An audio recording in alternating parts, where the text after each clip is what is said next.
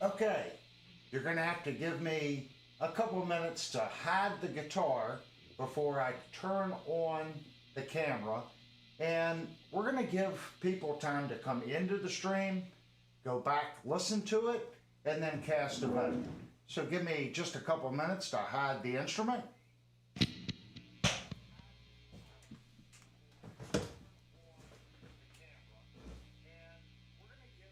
Uh-oh.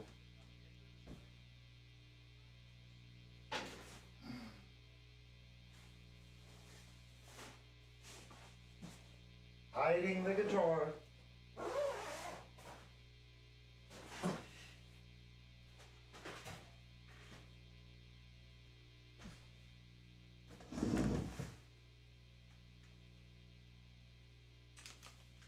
Okay, now let's turn on the main screen. And no, I did not leave a box anywhere where you guys could get an idea of what the guitar is. It would actually help to turn on this particular microphone. The only thing that was picking me up was that one. Sorry guys. Like I said a million times before, we are 100% professional here. Oh. Guys, sorry about Thursday night. I am a human as much as I want to be a robot and just be able to work, do streams, do editing. Thursday, I was so tired. I actually think I went to bed at like 8 o'clock. So, just exhausted, tired.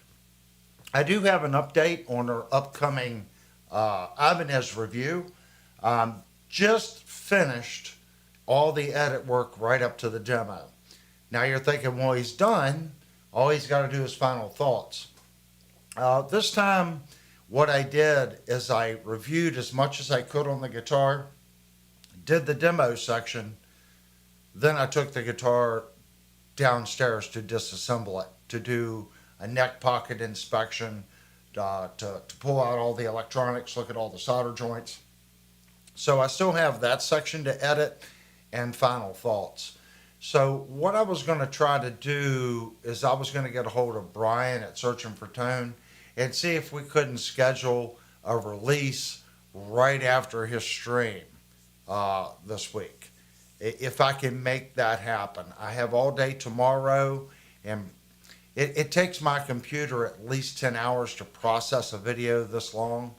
And if there's an error, then we might be out of luck because I have to fix it and then it takes another day.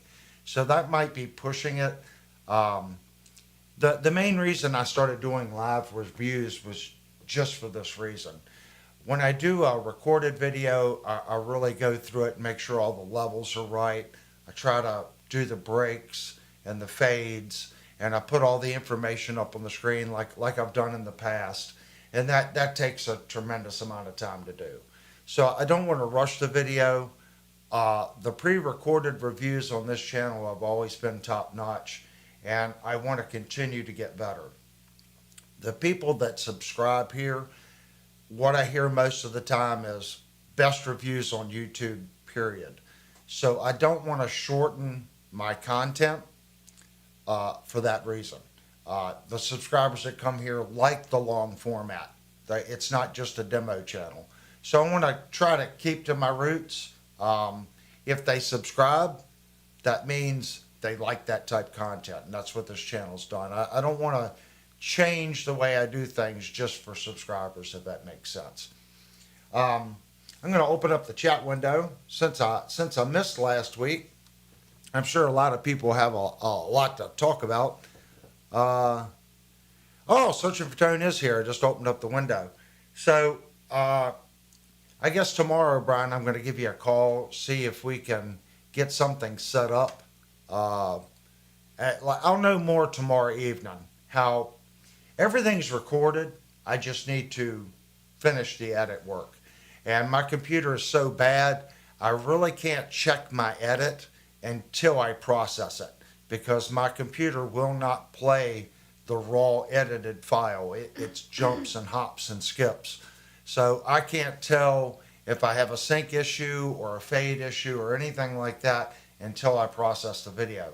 So then I have to process it, watch the whole thing, and if there's a mistake, then I got to go back through the whole thing again. Birdman said no more live reviews. We're still going to do live reviews. The live review is fun. I like it. It's a lot less work.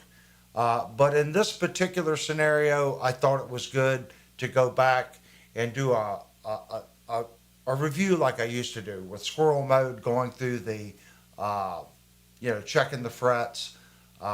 This guitar, I had to take the neck off of it. It would be really difficult to do a review like this live, if that makes sense, because we'd have to do the demo.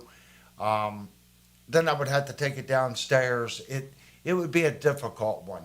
Plus, with the information I'm posting, like up in this corner, there'll be like a little post of what the pickup readings are. All that information as I talk, like weight and stuff like that, comes up. Just in case I misspoke. Sometimes I misspeak when I'm reading the multimeter on the tester. So that's just another way to foolproof my errors, if that makes sense. Not really editing anything out of the demo as far as errors. I try to play straight through. So this one, from clean all the way up to 75% gain on the crunch channel, was done in one pass.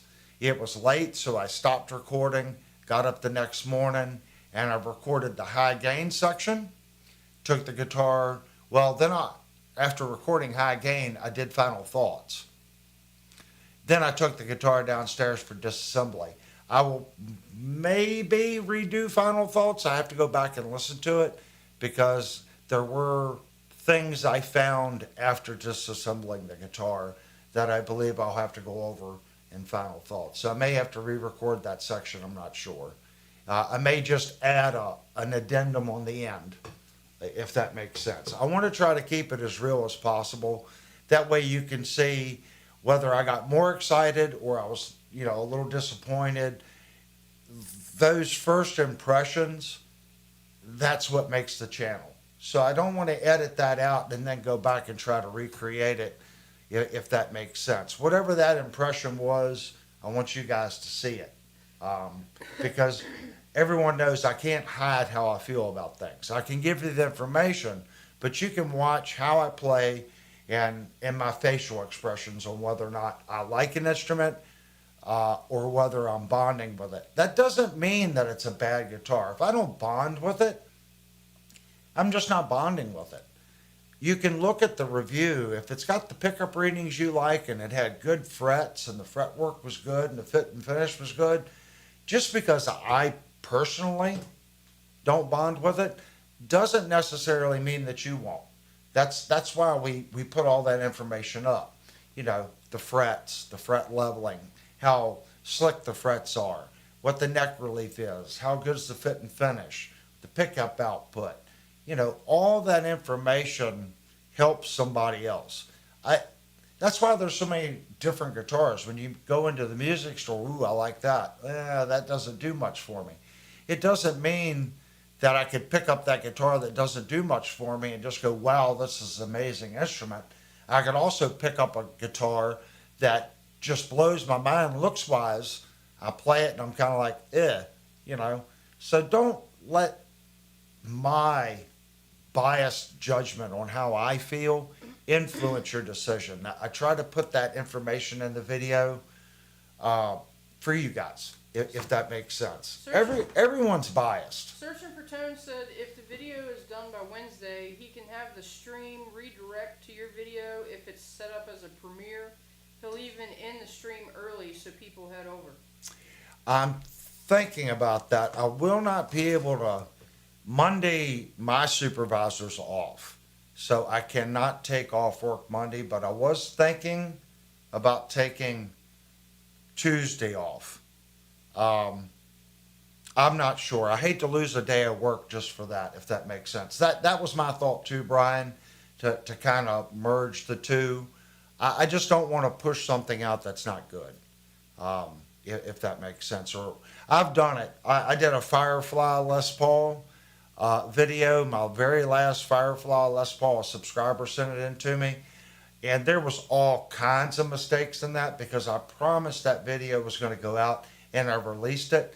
And I said I was going to go back and fix it, but I just never did. You know, I go back and watch it, and I'm like, I should have just waited, 3 or 4 days and released a video that didn't have, it wasn't speaking errors, it was editing errors, like sync errors and fade issues, and there was a couple spots with black screen. So I don't want to do that again, if that makes sense. But yeah, that's the goal. So all day tomorrow, I am going to edit. And believe it or not, I should be able to, if I get up early enough, I should be able to get it all done, and we can make that happen. That's my fingers are crossed, buddy. So I did go to the local music store today. Last weekend we didn't go, but for me, going to the local music store, it means so much to me. Those guys are friends of mine, and I enjoy going in and talking to the owner. And I do want to give a shout out to Trucker Bob. I saw, they saw your, what is that, post review that you put on, I guess, on Marketplace? Oh, no, review on Google. Review on Google. So I want to say, one, Trucker Bob, thank you for doing that for Shenandoah Music. And also thank you for mentioning this YouTube channel. So I know they greatly appreciated it. It's a picture of Trucker Bob and myself in the parking lot when he's getting the giveaway guitar from last time. So they really liked that. So just to let you know, I greatly appreciate you doing that. I saw Trucker Bob was in here earlier. He said he was driving. He might not be able to post. So if you're driving right now, you should be smiling. Everyone really liked the post. I got this. Oh, she's got an emergency mustard run. I don't know what that's about, but Cheryl and her must be talking mustard. This is a cooking show. I'm pretty sure eventually it will become a cooking show. But yeah, we went in and talked to those cats for a little while today. They've talking about bringing in another manufacturer. So if they do what they're talking about doing, I think it would be really cool for them. There's so many great guitars. Hey, Johnny Bean, there's so many great guitars now at the $300 price point. There really are. And they've been selling Squire. And Squire kind of sticks with the, Jazzmaster, Stratocaster, Telecaster, the same old that they've been doing for, 20 years. So I think what they're trying to do is try to fresh up their product line a little bit. So if you guys, are local to Shenandoah Music and you have a suggestion, you might want to reach out to them and say, if you're thinking about carrying a more budget-friendly guitar, this is everyone's opportunity to influence a store on what they may bring in. Like I said, right now they have Ibanez, which Ibanez does have some more budget-friendly models, and they have Squire. Not too sure what Schecter offers, but they have Schecter, Gretsch, LTD, ESP, E2, Fender. They don't have any of the EVH, and they do not have Charvel, but they are carrying the Fender Squire. Evidently, there's a different buy-in if you're doing the Charvel stuff. So if you're local, they are thinking about bringing in another product, and I'm going to say they're wanting to fill the, maybe 200, 250 to the $500. That would be their main thing. If they make more expensive guitars, that's fine. But they're looking for someone that can fill that spot where Squire is, if that makes sense, because that's all they really have in that form. And if you're just joining in, rewind the stream to the beginning, during where it says stream starting soon. You're going to hear a guitar playing. That's what the poll question is. Now, here's the catch. When we come back from break, if you guessed what manufacturer it is, you've got the first step. If you then guess the model number, you're going to get a free pedal tonight. But if you've already voted and you got that part wrong, you can't move on to the second part. So pay attention to your votes, go back, listen to it. It's a blindfold test. Guess on what you think it is. Then whoever guessed that, okay, you're going to put, well, I voted this, I voted that. When we get to after the second break, I'm going to show the guitar. And then, first we're going to guess the model number if you guess the manufacturer. If you got that right, we're going to send you a chorus pedal. It's either going to be a chorus pedal or a digital delay pedal. We did that about 2 months ago, so it's been a while since we gave a pedal away. And I do have good news. We actually spoke to Stefan, and Stefan's going to be sending a guitar giveaway for the month of December. So, and we already have our November guitar giveaway here. So I will be introducing the guitar we're giving away in November a little bit later. This month, I don't know, we're kind of a limbo stage. Unless something happens pretty quick, we may not be giving a guitar away this month. It may just be maybe 1 or 2 pedals. So hopefully that's okay with you guys. Well, there's only like 2 weeks left in this month. Yeah, there's only like 2 weeks left. So since we missed Thursday night, who has what and who has bought what? Because it has been a whole week, and I know how you guys get. Everyone's buying stuff. I've been so busy this week editing videos, I haven't been on Discord too much. So, Birdman's talking about a black Epiphone. Epiphone has really upped their game. If you watch the stream, I just sold my Alex license Epiphone. And I kind of wish I wouldn't have.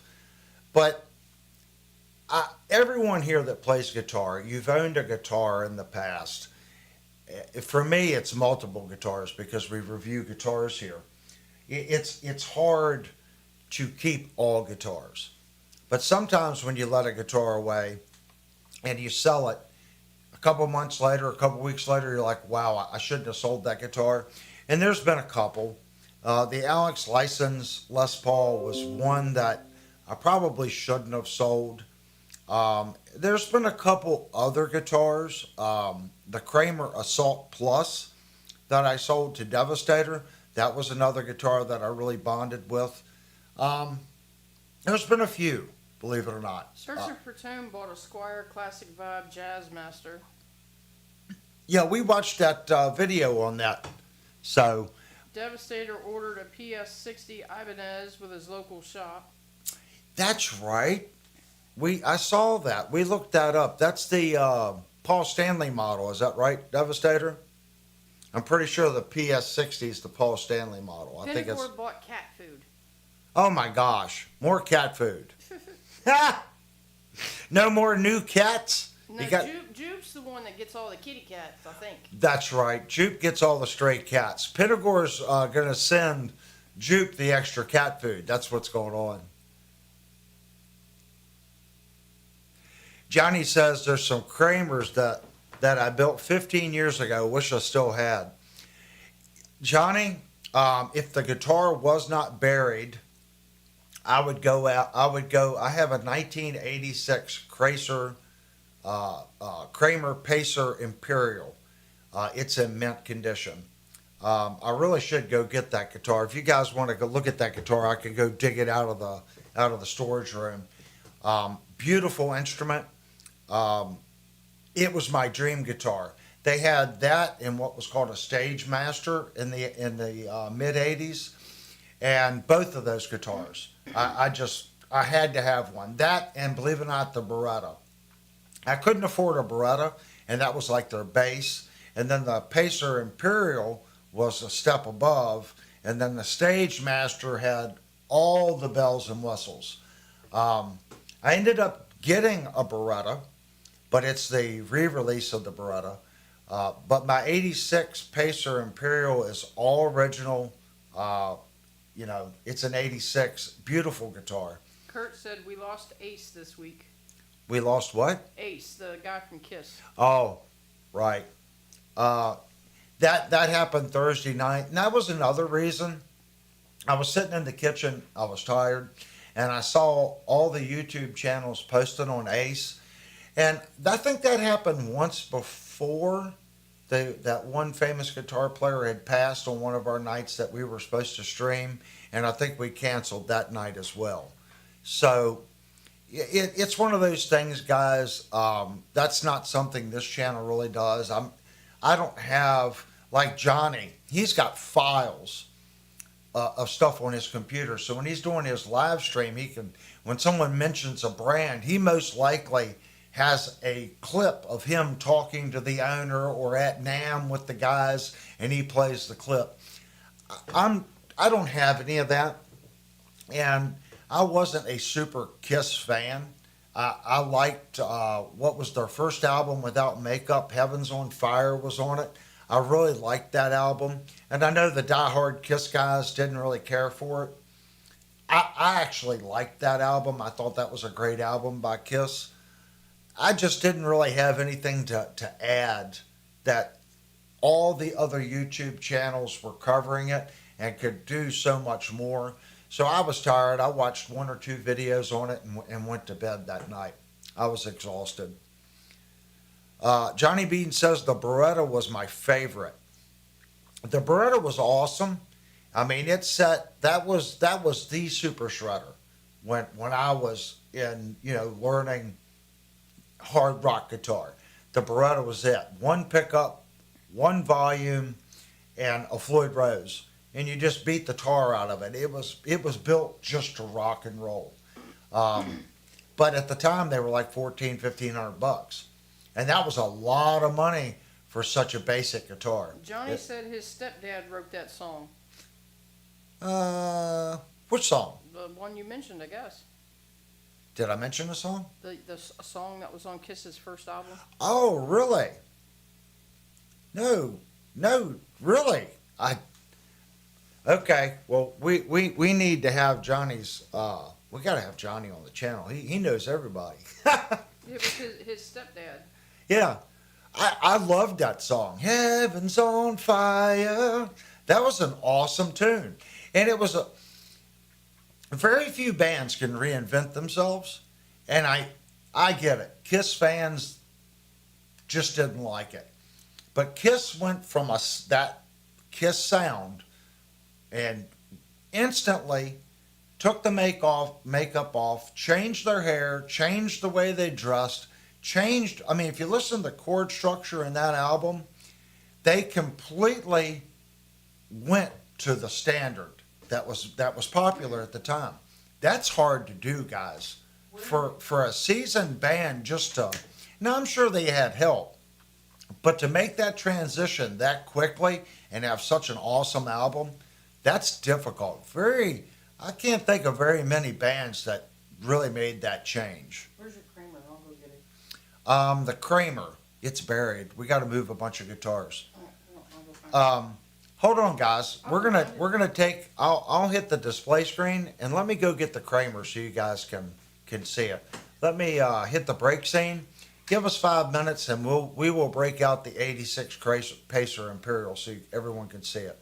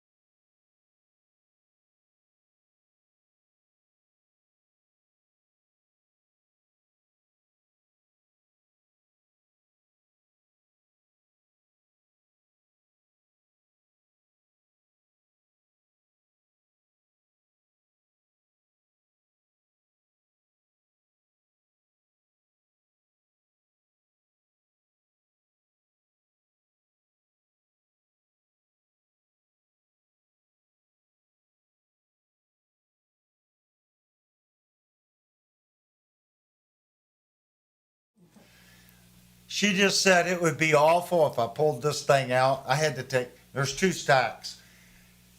Literally had to move a stack of stuff to get into this thing. Here it is, and this is an original Kramer case. So I'm going to flip it around. Maybe you guys can kind of see it as I open it. I will have to flip it back around. This is my baby. And yes, this has the trend shift top color.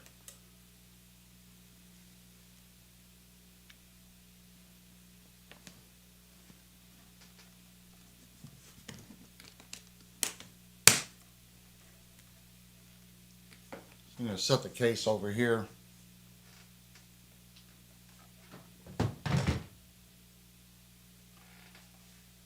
So here it is, a mint condition 1986 Kramer Pacer Imperial. And you can see it goes to dark purple in the light.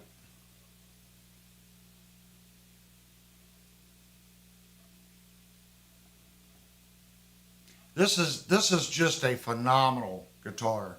I haven't played it in a while, so I'm pretty sure it's not going to be in tune. But we can plug it up and see. Johnny said he has the same case, but a brown one. Which guitar do you have, Johnny, from the 80s? Let me see how in tune this thing is. Actually, it's not bad. Now, a sign of an old guitar, dirty pot.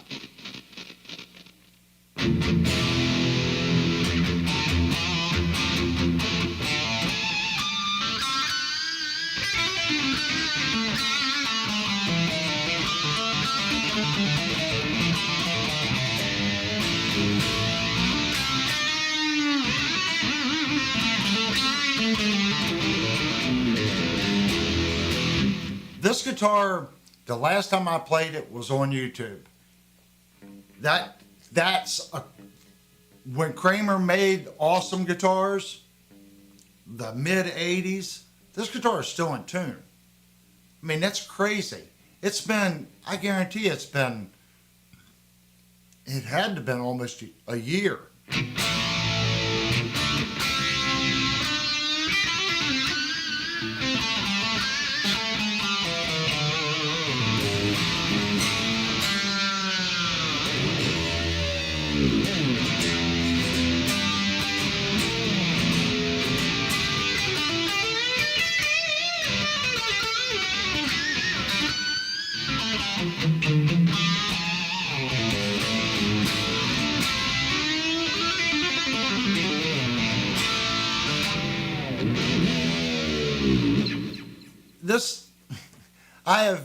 I have a lot of guitars, guys, but this thing, Johnny says he has a Mini, but the coolest is a Kramer Ripley from 1984, serial number 0005.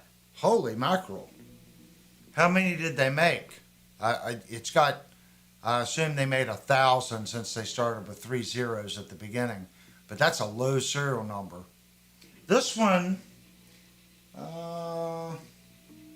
this one is serial number E6680. So, Kramer serial numbers are really funny. So, if there's a Kramer expert in the audience, this one is E6680. And guys, there's not a scratch on this guitar. It's a. If I put this up in a guitar store, you would think it was a brand new guitar.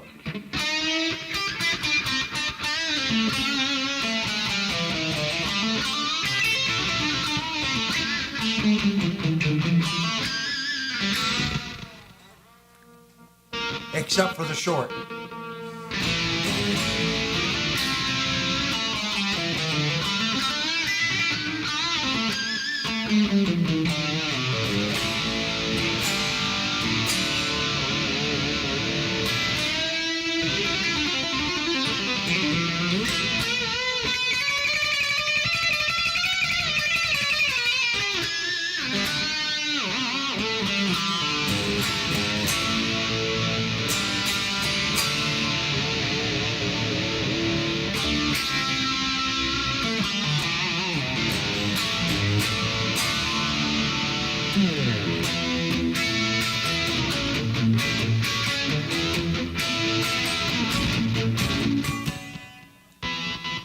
Maybe I should fix the jack. Johnny said he just used any plate. Yeah, I spoke to somebody that I regard in very high reference. That's a Kramer Finiciano that we're going to have on the guitar on the channel, and he had told me the same thing. When Kramer started getting really busy and they started farming out a lot of their necks, they would just throw a box of neck plates up on the table, and they would just reach in and grab them. That there was no real system behind their serial numbers.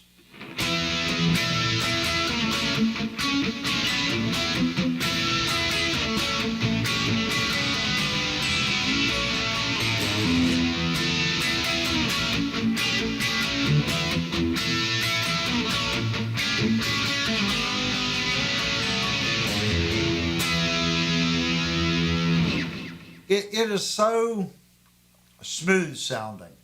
You can get a gain, but it's smooth when you do the transitions though.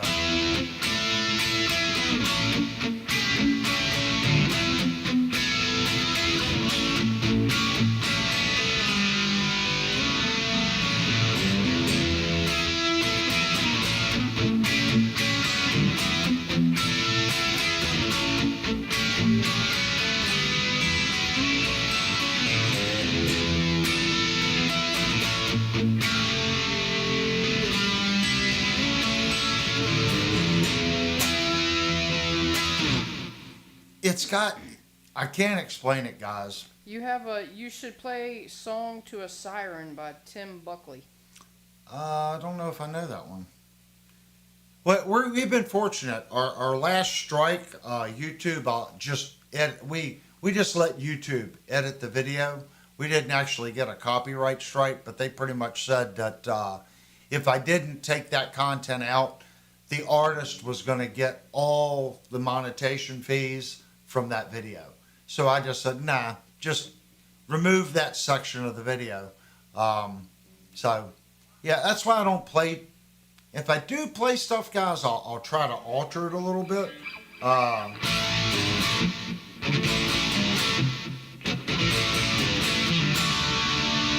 How's that?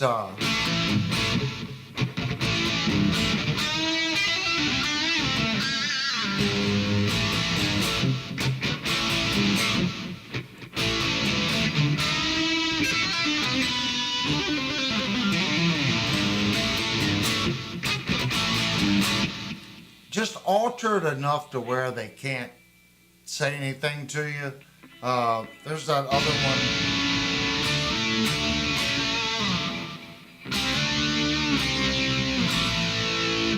See, what is it?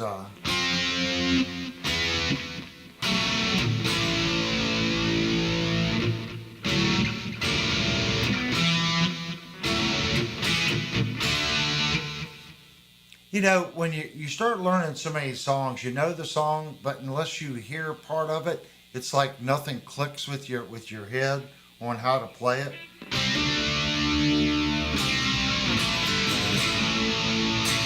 And I think I've said this a million times. The main reason I still sit in this chair is because of that. Johnny said that's a claim, no big deal. He said he gets claims on his own published music. Yeah, yeah. It happened to us once, so it's one of those things. But the reason I still sit in this chair is what I'm suffering from right now. When I was a professional musician, you have to be the best at everything. Playing the guitar is second, or third, or fourth, or maybe even fifth on the list. Back when I was playing, you had to have the look, you had to know the right people, you had to have an attitude, you had to be able to dance and have showmanship, and this was very important. You had to have retention. You had to remember these songs, and I'm not talking 30, 40, 50, 60 songs. You had to have 100, 200 songs that you could just pull. And past that, you had to be able to follow. And not follow and look, follow and know chord structuring enough to where once you were maybe a minute into the song, you didn't really need to watch, if that makes sense, or even 20 or 30 seconds. Once you knew the key and you knew the basic structure, you could follow. I was a decent follower, but I was not good at remembering songs, if that makes sense. Just like...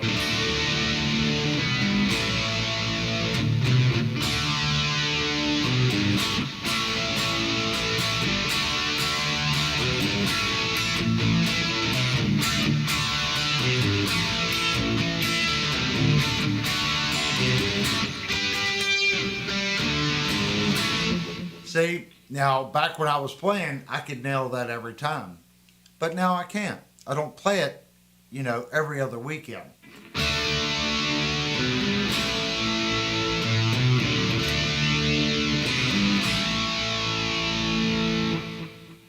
I don't want to play any more than that with it. But this was a great guitar. It was one of those dream guitars. And when this guitar come up for sale, Shenandoah Music took it in on trade-in, and he bought it from the original owner of the store, which was their uncle. And when I walked in, they were like, "We got the guitar for you." So that's why I always say, if you can get in good with your local music store and they know what you like, they know that I like classic instruments like this. So when it come in on trade, they were like, we've got a buyer for that. Instead of saying, no one's going to come into our store and want something like that. So as soon as I saw it, they worked with me and we made payments on it. I couldn't pass it up. Johnny said he's been in the music biz for 30 years and he's learned a lot.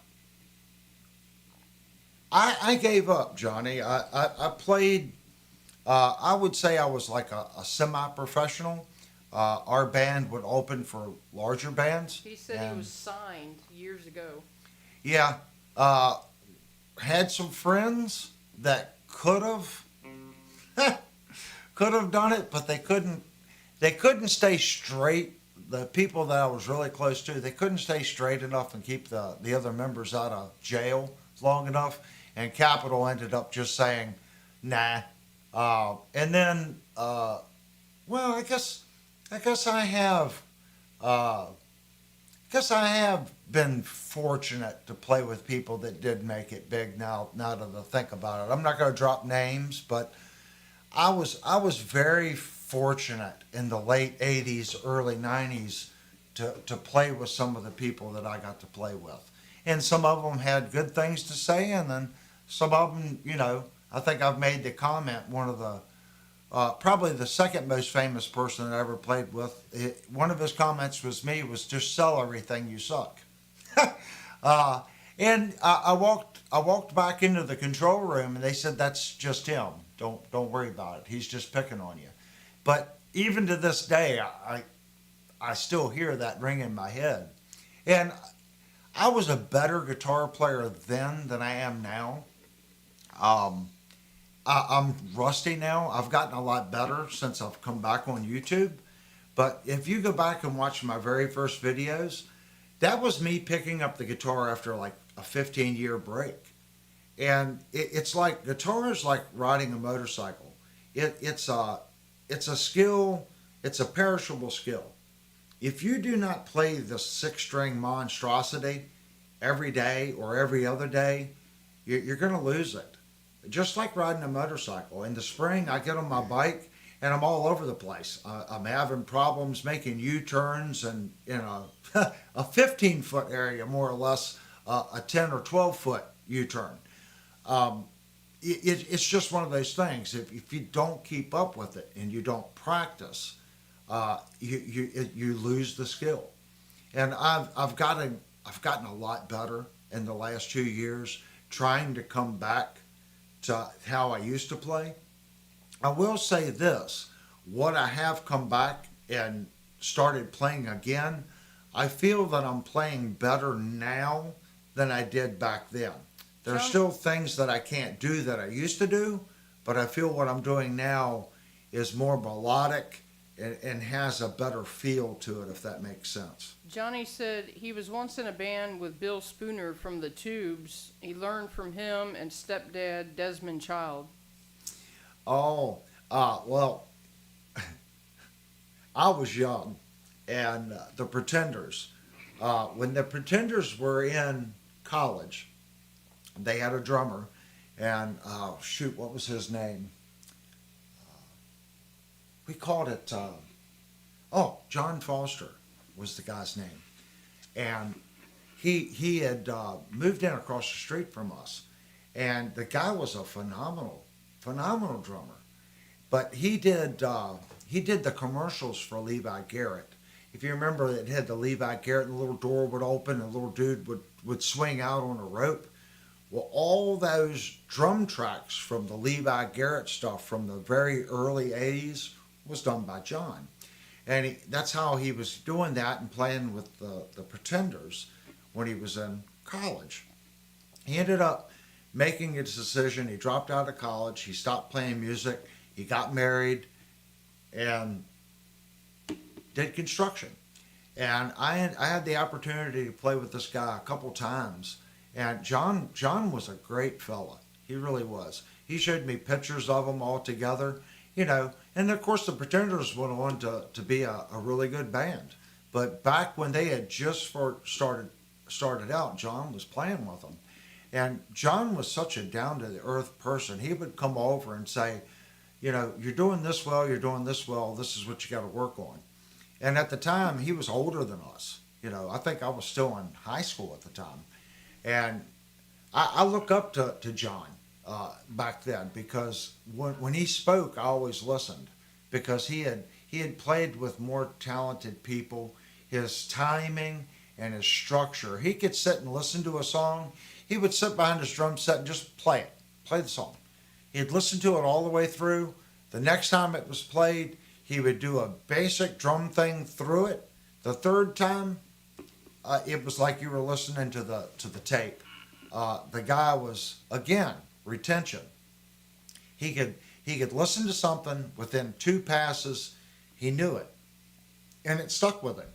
Once he played it 2 or 3 times, he could pull it out 6 months later. Johnny said he just sold an amp to a guy that used to be in the Stray Cats. Oh, I love the Stray Cats. Love those bands, man. I really did. As far as other people, like I said, I played Shelley Acres once or twice and had the opportunity. But we were first, if that makes sense. Back then, there would be like 4 or 5 bands. So the bigger name bands that played, they had separate trailers off to the back. And most of those cats, you really couldn't get too close. Not unless you were the band that was going to come in right before them. Uh, they would speak to them just for stage arrangements and how things were going to work. At that time, I didn't get much talking to other bands. It just didn't happen. You were there to fill time, if that makes sense. And I look back on it. At the time, I thought it was going to be like the next step to do something. I look back on it, and we were like filler bands. I guess that's the best way of looking at it. I would say the first time I played Blackies in the city, I definitely think we were just a filler band. The first opening act canceled, and the sound guy knew us, and they had 2 weeks to find somebody. They were like, okay, I know these guys. I know they can do one set. And he got with us and said, look, you guys are good, but you're not good. So let's pick 12 of your best songs, and let's get you in Blackies. And he went through our set list. He already knew the band and what we did well and what we didn't do well. And he said, look, you guys do this well, you do this well, you do this well. Stick to this format. You guys are going to be fine. And it did. Blackies invited us back, and that really puts you in the catch-22, because I just said out of 4 sets, we had like 13 songs that they felt was good. Johnny said, let's do a show soon. Love talking music biz. Johnny, I want to do a show. I really do. My problem is I need to get with you. I need to send you a message on Discord and just send you my cell phone number. Need to figure out how we can do a side-by-side, whether you're using a StreamYard or something. I'm sure I'll have to set some stuff up on my end. But yeah, I would love to sit down and play. I'm not much, my past is my past, if that makes sense. I mean, I love talking where I used to play and things, but the people I played with, some of them have moved on. And sometimes I feel bad talking about the stories because, they have moved on. I'm fortunate enough now, Linnell inside, she knew me back then. She knew I was wild. I was. I drank. I did drugs. I was a musician, and I lived the musician life. But still, even at that point, there's certain things that, Linnell doesn't necessarily want to hear, if that makes sense. But I can talk about certain things because she knows that's my past, and she accepts it.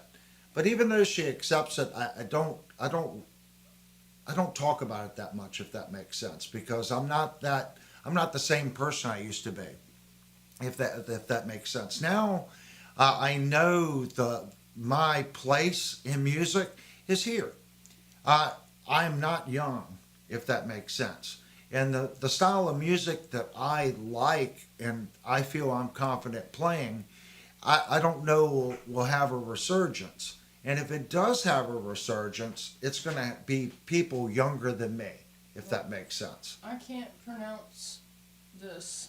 Uh, There's a song called Can You Play It? I don't know. I I don't know what it is. I don't know what that song is. Someone just posted if I could play it. And again, that goes back to I probably learned, I'm going to say, 150 songs. It could be more. Maybe 150 songs playing out in bands, give or take. It's probably more if I actually sat down.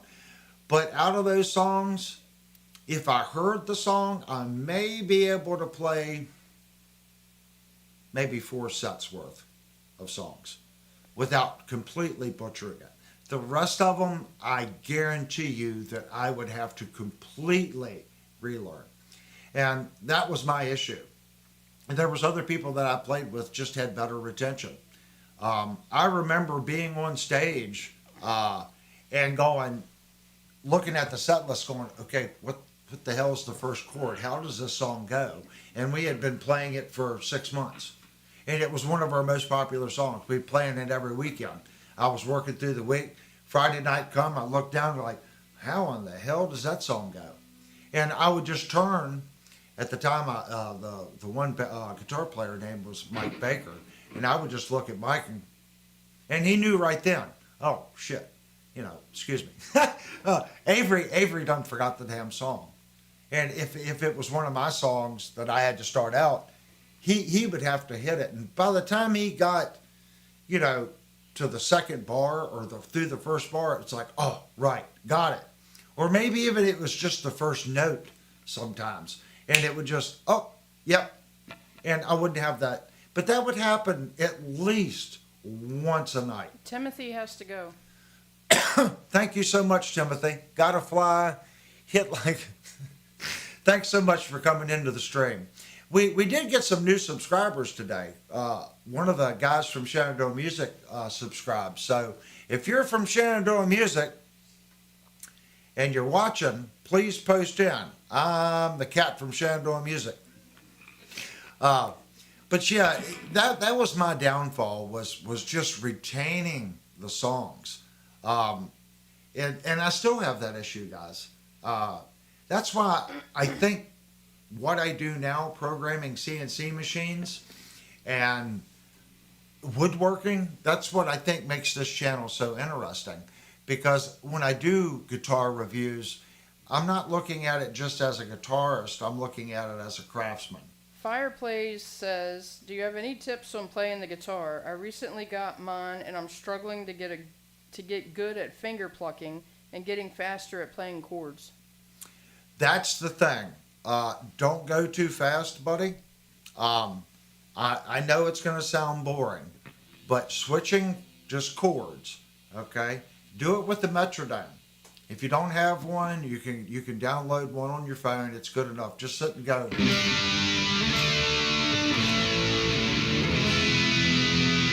And do that. Maybe set it up for 100 quarter notes per second. Beep, beep, beep. And if you're just learning, set it up for 80. Whatever it is that you can switch, every time it beeps, hit a chord.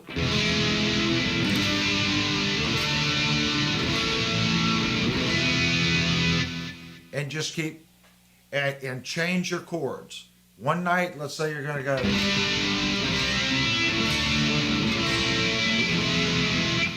Don't keep doing it in the same order, because switching between the G and the D is different from switching between the G and the E. So always change what chord you go to next, and just practice. You don't worry about strumming.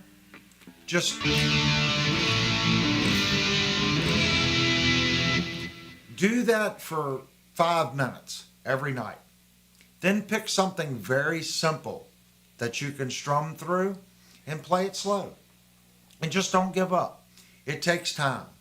When I say it takes time, it takes time. Well, it really does. Johnny also says you got to play guitar every day. Yep, you got to play it every day. You really do. Zach said to tell you that everybody's glad you got your life together. I think I do. Except Devastator said you seem a little squirrely. I am squirrely. I'm the first one to admit that. I am.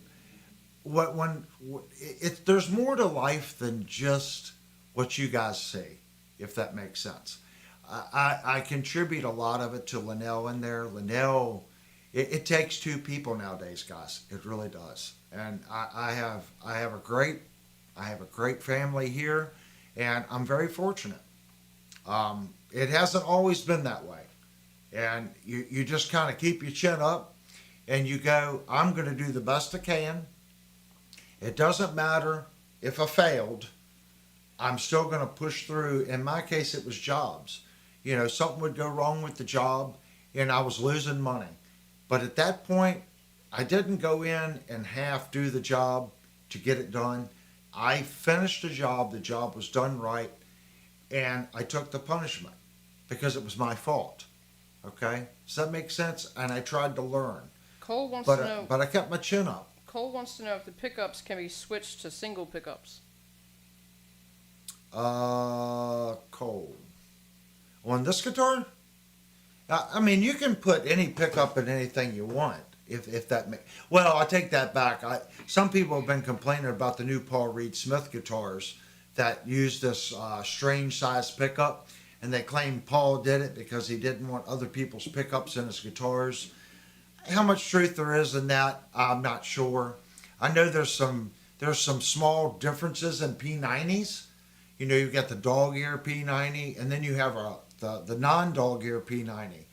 I know your import P90s are just a fraction smaller than the USA stuff, like the Dylan Talks Tone, Seymour Duncan, stuff like that. If you have a Firefly or an import with P90s and you go to put a Seymour in it or a Dylan Talks Tone, it will fit, but it's going to be tight. Devastator said he thinks he meant coil split. Yeah, as far as coil splits on a humbucker, when you open it up, you got to have 4 wires. So there'll be 2 wires that are taped together that are soldered on the end. So basically, what it's doing, if you look here, it's coming into this coil. The first coil, it wraps around. Then that wire goes back into the cavity, okay, and then comes back to the next coil. So if it's wired that way, all they did was put that together so it goes back to the pickup. If you take that apart, you can put it on a coil split. Birdman, And basically, it just prevents it from going into the next pickup or vice versa. Birdman said that both of our mics seem low. You're going to lose output no matter what you do because you're going from a humbucker to a single coil. So unless you restrict and put a resistor on the humbucker to lower the output of that, you're going to have that issue. And then you're kind of shooting yourself in the foot because that's the purpose of the humbucker. It has more push. Cole said right. I see a switcher. It's to switch humbucker to single. Most likely. I don't know the guitar. So if those 2 wires are going to the switch, and when you push the switch one way and then it sends it to ground or it sends it back to the pickup, it's splitting the pickup. That's what it's doing. I personally like that myself. I like having the ability to turn off the humbucker and do a single. A lot of people are like, well, it doesn't really sound like a single coil. Well, that's because there's another magnet right there. And that other magnet does influence that other coil, even though there's no current going around the coil. Those poles and stuff do make a change. The guitar that's in your hand. Oh, the switches? This is a 3-way switch. Okay? And I'm pretty sure... Let me see. Yeah, it's got 2 tone knobs. So this is a 3-way switch. Volume, tone, tone. Sorry for all the static, guys. This guitar hasn't been... I haven't cleaned the pots or anything on it. So if I go up to this position... Does the Kramer have a coil split? No coil split on this Kramer. No push pulls.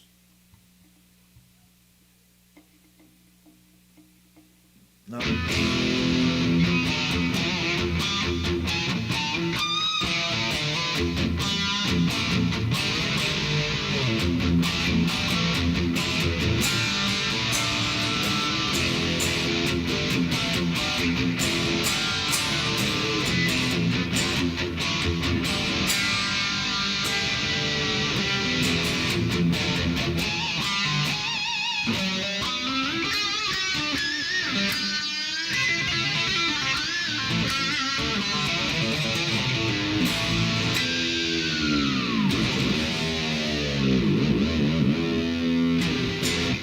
It's a great guitar.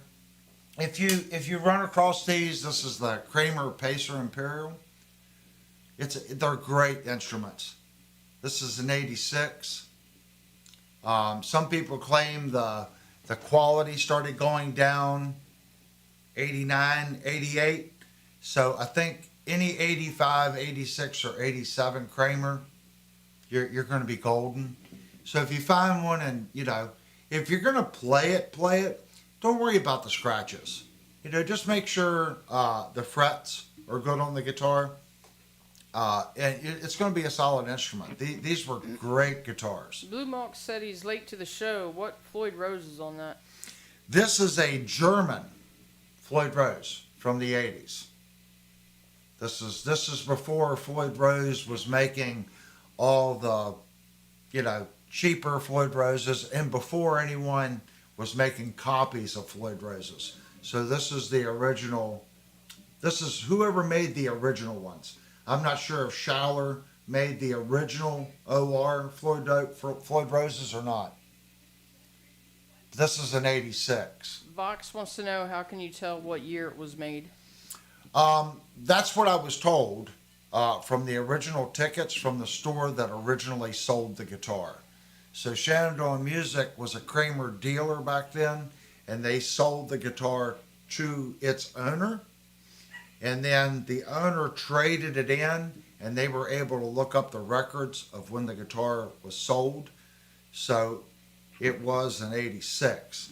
Now, technically speaking, I guess it could be an 85 since it was sold in 86.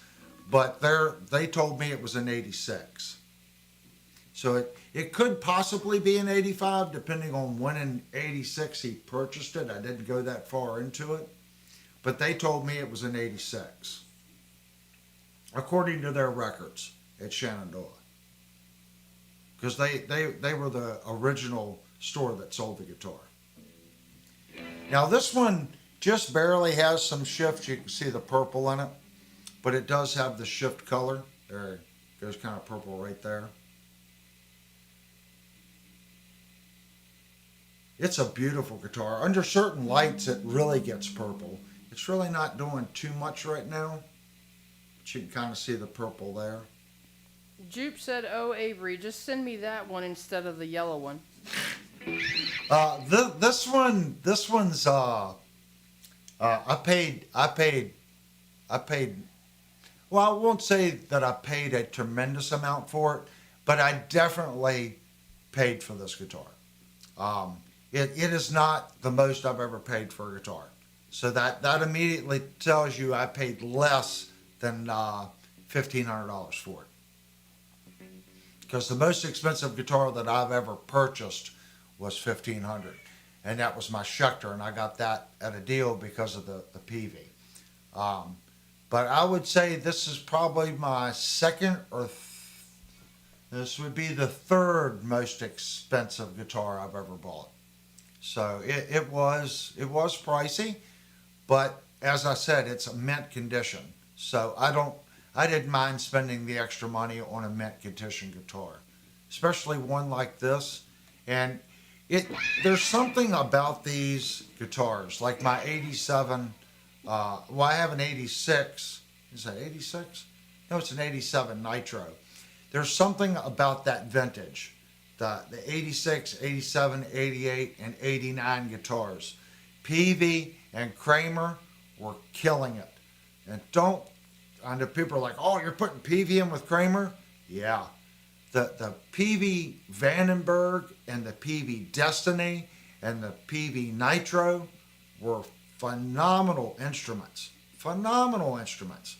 I have all those except a Destiny, and I am looking for a Destiny right now. But every time I find a Destiny or a PVG 90, they're really beat up.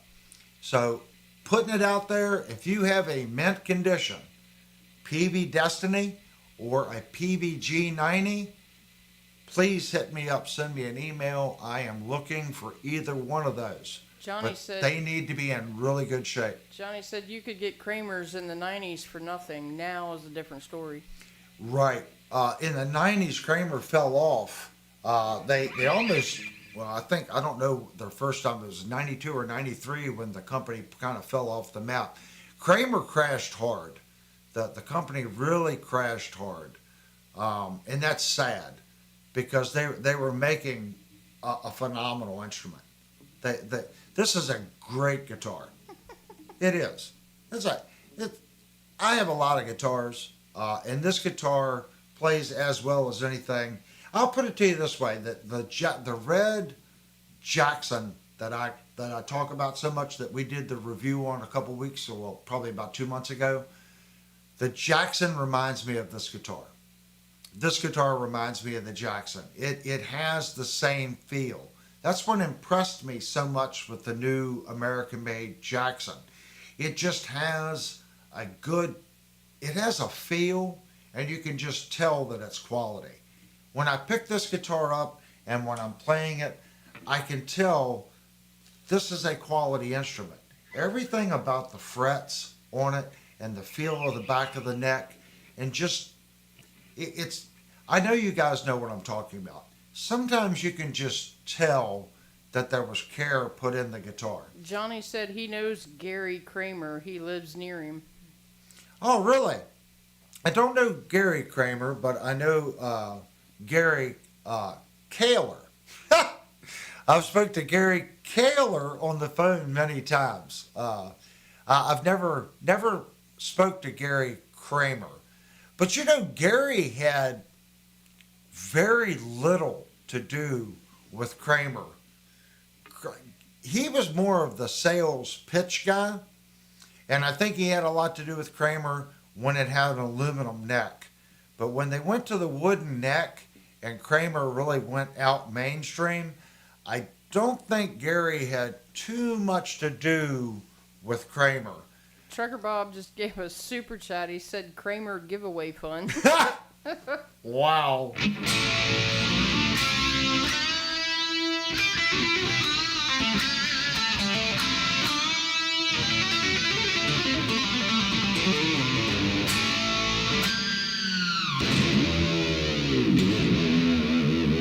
It's a stupid good guitar.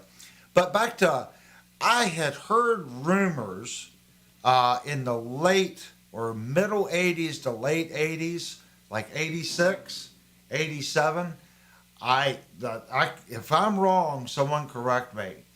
From what I understood from the little birdies in the trees that I spoke to over the years, that Kramer was paying Gary to pretty much stay out of the plant.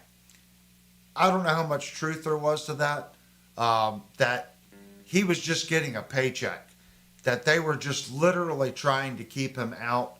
And I think there was another gentleman, I don't remember his name, and a couple guys on the floor that was really pushing the direction of the guitar company. Who knows what the truth is? Because it's like the serial numbers on Kramer's. You can't go by them because it was just a big box, and they would grab them out of the box and shove them on the guitar. I've heard so many different things. And like I said, I've got somebody that I've spoke to that's the big Kramer guy that I'm hoping to have come on here. He has a lot of inside documentation on the company. I'm a Kramer nut, so I need to reach back out to him. We did agree to do a show, but I just been busy, if that makes sense. And I'm still learning YouTube. So I got a learning curve too. So I'm hoping to get more answers from him on some of the documentation that he got from the Kramer plant. All right, guys, I'm looking at the time that we're at. If you're familiar with this channel, we always do breaks. And this is actually a good time if you're just joining in. Rewind the stream all the way to the beginning. You're going to hear a guitar when it says stream starting soon. That's what the poll's about. So you're going to guess what guitar you think that is. And if you get that part right, you're going to move on to the next stage, and then we're going to have an open discussion on the model number. If you get the model number right, you win a free pedal. So that's what we're doing tonight. But we're going to take 5 minutes, and if you didn't, click at the beginning of the stream, you're not here from the beginning, go back and listen to it. It's worth taking a guess. And then if you know that particular brand and you think you can guess the model number, and you're the first person to put the model number in the chat, then you're going to win a free pedal. But we're going to take a 5-minute break. That allows you to get some victuals, get a drink, hit the restroom, and we'll be right back in about 5 minutes, guys. And that gives me time to put my American made Kramer that I love so much. Guys, anything like this that you all are aware of, I like collecting guitars. I don't have, this is my nicest collection guitar. I'm going to be honest with you. But if you know where there's something like this, it doesn't have to be rare. Just a guitar that was sought after in the mid 80s, early 90s. That's my kind of style. Reach out to the channel or put it in Discord because there's other people that love these type of instruments. If you know where there's one at, put it in Discord. We have a lot of members in Discord, and it can go to a good home where it'll be taken care of. The channel members here and the people that post here, we all love this instrument. And instruments like this, just that these are the ones we're looking for. All right, guys, we're going to take a 5 minute break and we'll be right back.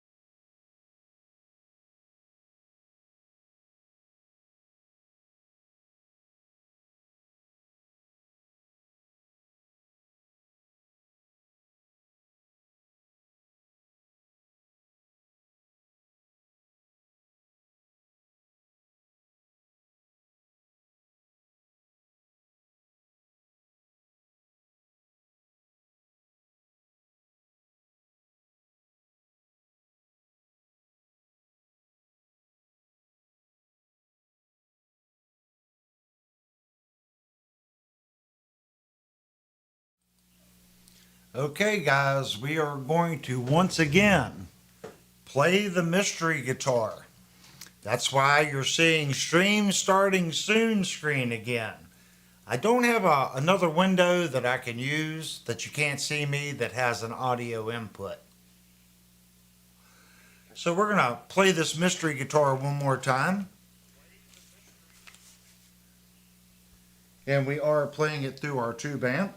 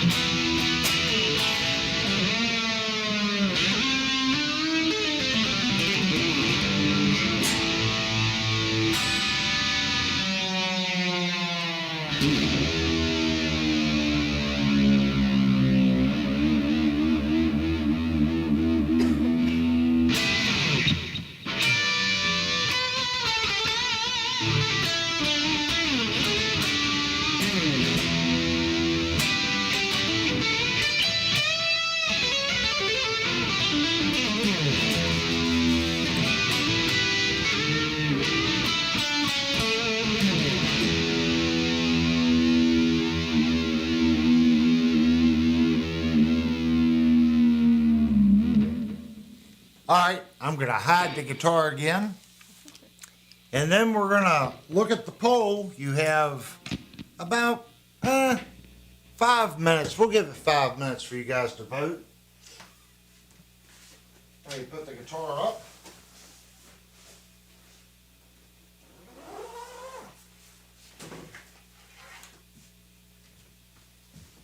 And we'll be able to turn on our screen again. So that's the last time I'm going to play the guitar that you guys can't see what it is. And I'm going to look at the poll. So if you haven't voted yet, go up and vote. Whatever you think that particular guitar would be. Let me see what we got here. How many votes do we have? As of right now, it seems like the majority of people feel that that is an Ibanez. 13% of the people claim that it could be an IYV. 26% of the people say that it is a Jet. And 19% of the people right now claim it's a Sire. So it looks like Ibanez is winning on the poll. I'm not too sure. I know we've been doing a lot of Ibanez, and a lot of that's because Linnell seems to have taken a liking to Ibanez and Jackson. So, and that's fine. To be honest with you, I'm kind of happy she did because it's opened up some guitars that I didn't necessarily, I probably wouldn't have picked up if it wasn't for Liddell. So I want to just say again, when you go into these music stores, just because it's a brand you're not really too familiar with, you might want to pick it up. You might be surprised what the guitar does. And I think tonight you guys are going to be very surprised what this guitar is. It's very different than what we've been doing. So that right there should probably tell you. I'm going to go ahead and end the poll. I think everyone here has voted. And there's our results. You should pretty much already know it's not an Ibanez. Why? Because I just said it's something we haven't really done before. So that leaves Jet, Sire, and IYV. So, I don't know how many. We got 26% on Jet, 19%, 31 volts, 13% on IYV. Okay, I guess we can start. I don't really know how to. I'm clicking on it. It's not going to tell me who did what. So I don't know how to pursue because we want to give away a pedal if someone can guess the model number. How can we do this, honey? Well, I don't know. Steve says it's an Ibanez RGA 42 FM. Devastator says a Jet JJ 350. And that's all I see. Okay. For those that voted Jet, Juke voted Jet. Steven voted Sire. Cheryl voted Sire. Well, I'll let the cat out of the bag. Vox voted Jet. It's not a Sire. As much as I do want a Sire, it's not a Sire. I've been drooling over the X5 and the X10 for some time, but have not pulled the trigger on those two models. We're looking to do a couple budget instruments, if that makes sense. And this one does fall in the budget category, okay? So that right there tells you it's on the high end of budget. So that pretty much shows you IYV's out. So that means it is a Jet. Now the question is, which Jet is it? Devastator says a JJ 350. Yeah, the 350 is a nice guitar. They also have a JS 350 and a JS 300. They're nice instruments. Steve says the Jet 400. Jet 400. I did look at the Jet 400s. I'll give you guys a minute, and if I see it come up, then you'll get a free pedal. And then once we close it down, I'll break it out, and you guys can look at the guitar. Been wanting to get a Jet for quite some time on the channel. In the United States, Jet doesn't have a lot of vendors that carry Jet. They have been picked up by a couple of distributors, so I think smaller stores may start carrying Jet. So I know Shenandoah Music is thinking about it. That's why I brought it up at the beginning of the stream. I think Jet would really be a good seller here in the United States. Trucker Bob said 747-800. Vox said 767. Searcher for Tone said he loves his Jet 380. And Zombie said Jet 000. It's like an Airbus. Sounds like a bunch of airplanes. Steve said JS40. JS40. They had a model that I really wanted, and they had made it not for this year's NAMM, but the year before NAMM. It was a gold one with a humbucker single coil with a Wilkinson Floyd Rose. That guitar is still for sale. The vendor that got that guitar from the NAM store is still trying to sell it. It's been on Reverb for there's two of them that were evidently made. I think the one has sold because it's disappeared from Reverb, but I wanted to get that guitar. Jupe said a Jet Jupe. No, I think it's a JS 501. No, it's Nicholas. I know, but Jupe said a Jet Jupe. Jet Jeep. Nicholas said JS 501. Don't know the 501. Steve said JS 500. I am gonna look up. That's a jet I'm not familiar with. I'm gonna look that up. Jet JS 501. That is one that I am not familiar with. I see a Harley. I see. There's a JS 501. Where's a JS 501?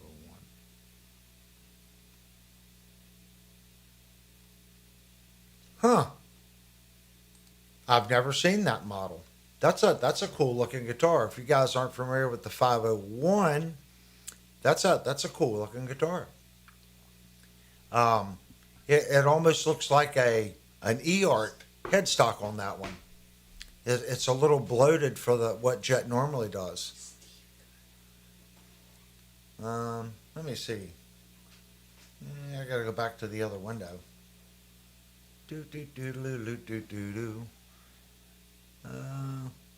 Oh, okay. We can end the contest right now. We can end it. I hate to say it, Nicholas, you are off by one number. You are off by the number one. Just, you were that close. That's why I had to look it up. Actually, Steve is the winner tonight. Steve got it. It's JS 500. So I'm going to grab the guitar.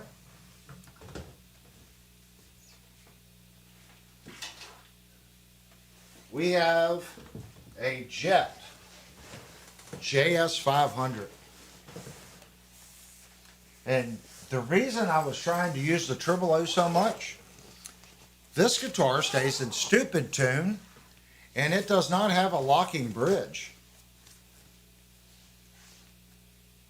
So all those big dive bombs you heard was this non-locking Wilkinson bridge. This thing, did Steve vote Jet on the poll? That's right. Did you vote Jet on the poll, Steve? It's going to be Scott's honor on that because we can't check on you. If you did vote yes, we'll send you a pedal. I can't double check the poll information. So Steve, if you voted Jet on the poll, we're going to send you a pedal. But it's Scott honors on what you say because I can't double check it.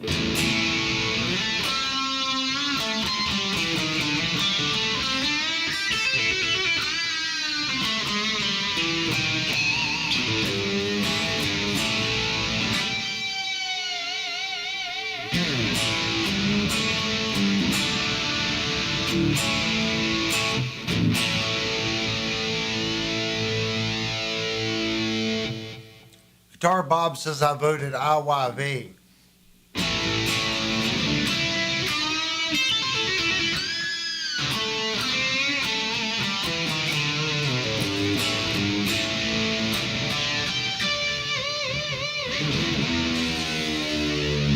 Cole said he heard that the strings of Jet are awful and cheap when you buy it. You must change it immediately. Is that right? Yep, you do have to change the factory strings. They have gotten better, but this guitar here, I mean... Steve said, I think I did. I honestly don't remember. I came in late and just chose something. All right, Steve. At least he's honest. Yep, we're gonna send you a pedal, Steve.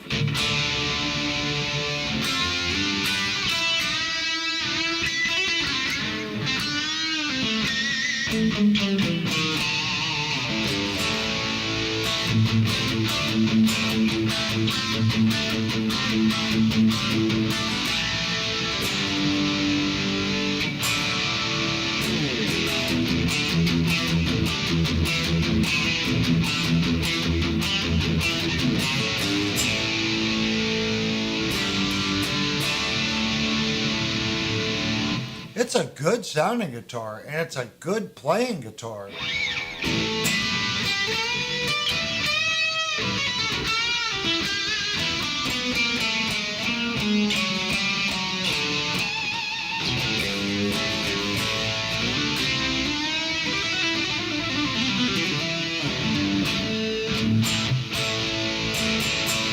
I was highly impressed with this thing. Are you playing with factory strings? No, these are not the factory strings. Not the factory strings. Now, just so everyone knows, the only thing I can see that I'm not liking on the guitar is the tuners. I don't think the tuners are slipping, okay? But I don't like, they're very tight. When you go to turn them, it seems like they're smooth, but they're very tight as far as when you go, the amount of pressure it takes to actually turn the tuners. If that makes any sense whatsoever. They feel smooth. I'm just not used to having to put that much pressure to turn the tuners. And I don't know if that's a jet thing or not. They are locking tuners on the back. They are the jet locking tuners. They say jet on them. But they feel really, really, really tight.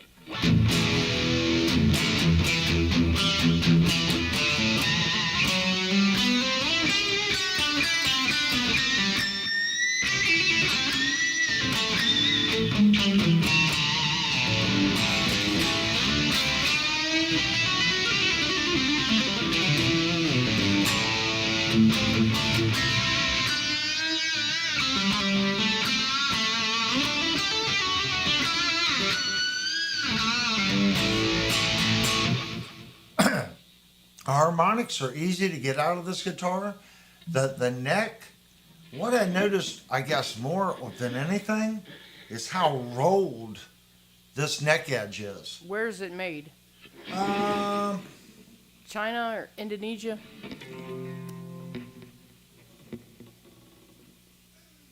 It does not say on the back where this one is made. It doesn't say. So I'm not overly sure where Jet is manufactured. I would assume that this is a Chinese guitar company. They've been in Europe for years, and they've tried to break into the U.S. market several times now for at least 3 or 4 years. It's produced in China. I just Googled it. Yeah. Linnell says China. It's by Jet Guitars. Yeah. They just haven't gotten a footing in the United States, and a lot of that's been the distributor. So they have been picked up by a distributor now. So Shenandoah Music was thinking about maybe bringing them in. I think the JS200, the JS300, at those price points, they are Squire killers. Niall says, can you just loosen the screw on the tulip to make them easier to turn? That's what I'm thinking. I'm not too sure. This is me taking it, as it is and playing it without making any changes to the guitar. They just feel really tight. Nicholas says, how much? I did not pay full map price. I think full map price on this guitar is $500, if I remember correctly. So I did not pay full map price. I don't want to discuss what I paid for the guitar because we've got some surprises coming up. But if all Jets are like this one, okay, and Shenandoah is thinking about bringing them in full time, I I think that we might get a couple more on the channel, especially if they decide to actually bring this manufacturer in. They're discussing it. It's like I told them. I said, you've got Squire, and Squire's price point is constantly climbing. So a vintage Vibe now is $475, $500. Well, that puts you in this price point. And you can get the JS200, it's like $225, $250. A JS300, $350 is at the $350 price mark. They're hard to. I've never played them. I'm going by two channels in Europe that I feel do honest content, that have reviewed jets. At that price point, they seem to like them. And I respect their views, if that makes sense. Everything that they've reviewed, that I've reviewed, and that I have experience with, they seem to be right on target with what I've experienced. So, that being said, this is my first, jet being able to have the opportunity to play it. I think if they bring them in and they can hit that $250 to $350 price mark, I believe Jet will be a good seller. Will it be a good seller? Because Jet also does, like I said, this is a 500 for this one. They also have a lot of $700 to $1,200 guitars. Do I think Jet would sell at that price point? Probably not, just because of the name. The name recognition in the United States for Jet just isn't there. Now, in the UK, they might be able to. There's people that have played Jet, that are familiar with Jet, that may want to go down that road of buying a higher end Jet. I think it would be a tough sale to put an $800 Jet next to a Schecter. Not saying the Jet wouldn't be as good or the Schecter's better or anything else. It's just product recognition, if that makes sense. And that's what Shenandoah right now is battling. Do they bring it in because it's not a known brand in the United States? It's like I told them. I said, Jet's been around. They're not a fly-by-night company. So they're popular in Europe. They're over on across the pond, they're popular. So I don't think Jet would be going anywhere. And they kind of stick with that mid-price point to budget price point. And it's a great guitar for that. This one's proof of that. This thing it's a great playing guitar.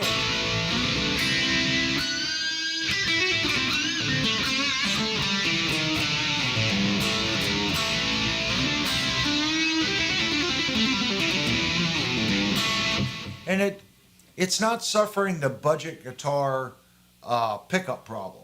Now, granted, this is a $500 Jet. It's not their $200 JS200.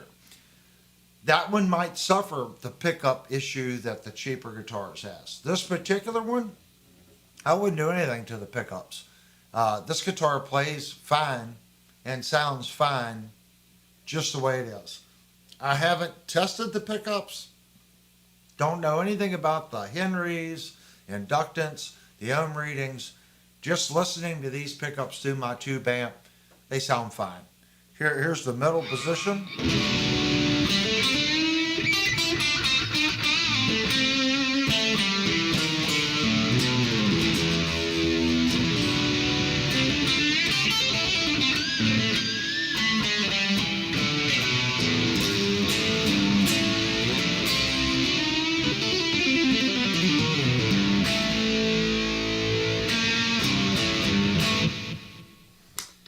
Up to our neck position. What is the map price? Map price, I think, is $5 or $5.50 on this guitar. Is the map price. And like I said, that puts it right at the high end of what I consider budget guitars. You get above $5.50, it's really no longer a budget instrument.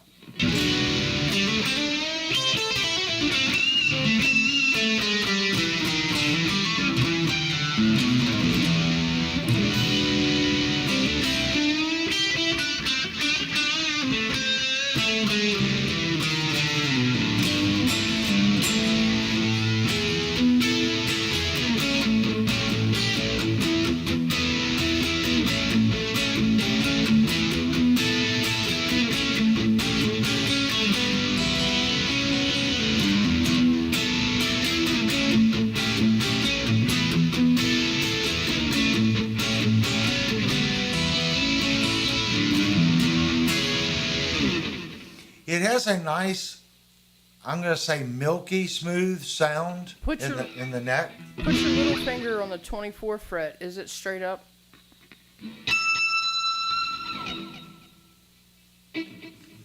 It's 24 fret. I mean, it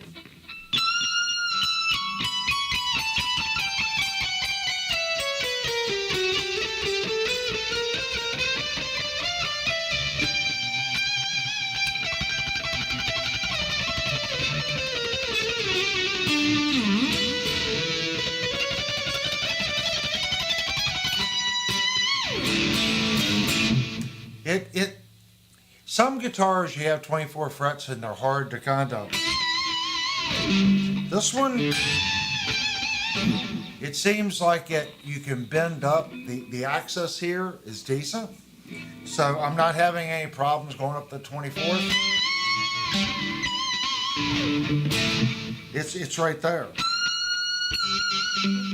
Nicholas said no, silly.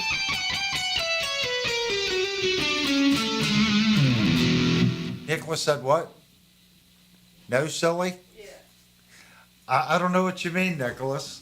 It's 24 fret. The fret. I mean, I haven't checked the frets on it.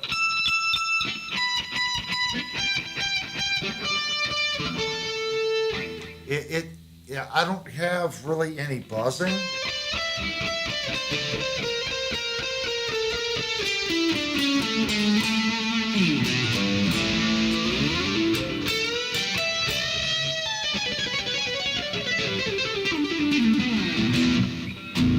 I'm holding the guitar at a weird angle.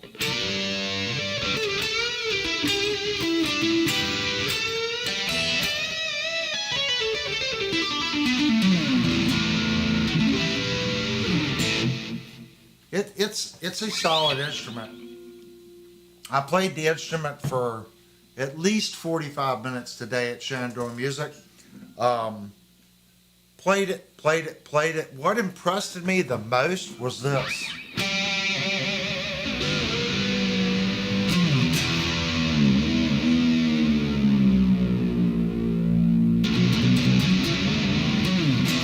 Nicholas said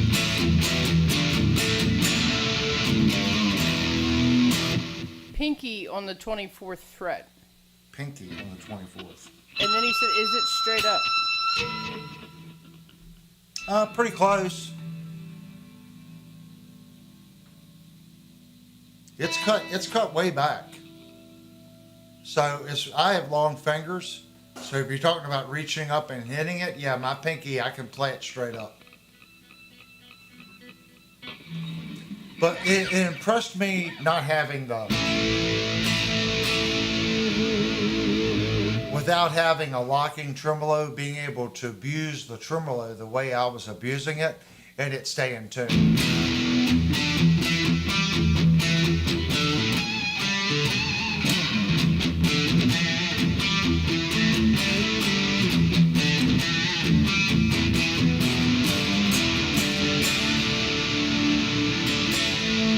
Something else I noticed, this is neck.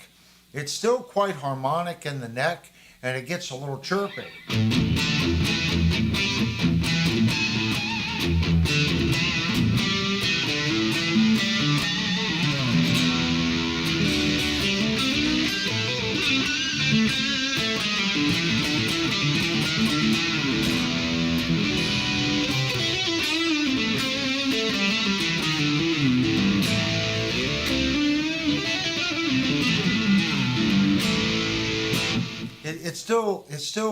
You can tell it's a neck pickup, but it's still got a little bite to it, but yet it's still kind of creamy when you play the chords. How many years have you been playing? We're gonna say because I took a 15-year break. I've been playing again now for about 4 years, but I took a 15-year break. But including the break, I started playing guitar when I was 14 and a half when I started playing. And I played regularly up until I was 32. At 32, I pretty much, at that point, Well, I would say from 28 to 32, I was on my way out. Steve I and was playing Niles. less and less and less and less. Steve and Niles both have to go. Oh, okay, guys. Thank you so much for coming into the stream, Niles and Steve.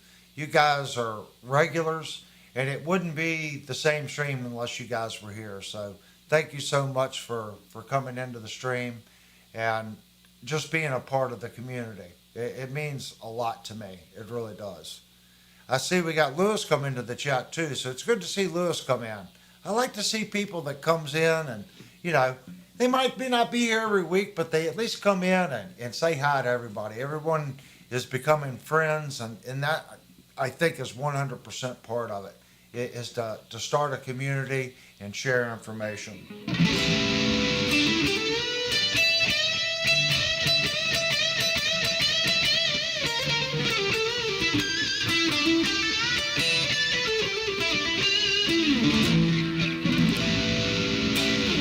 It's got a good neck pickup sound.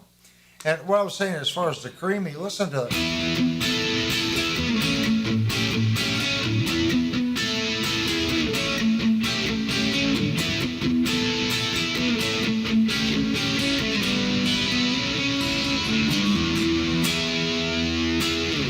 That's got a good sound to it.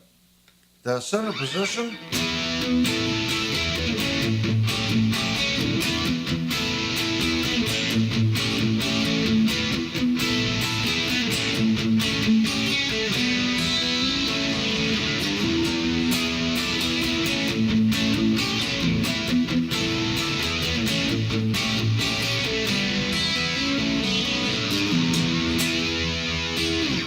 I really like that because you get that little bit of a twang on the open. And the way the E rings out.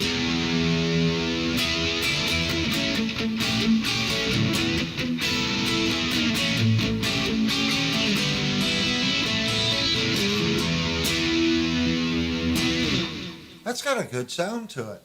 I'm really digging it. The finish on the guitar you guys are gonna laugh.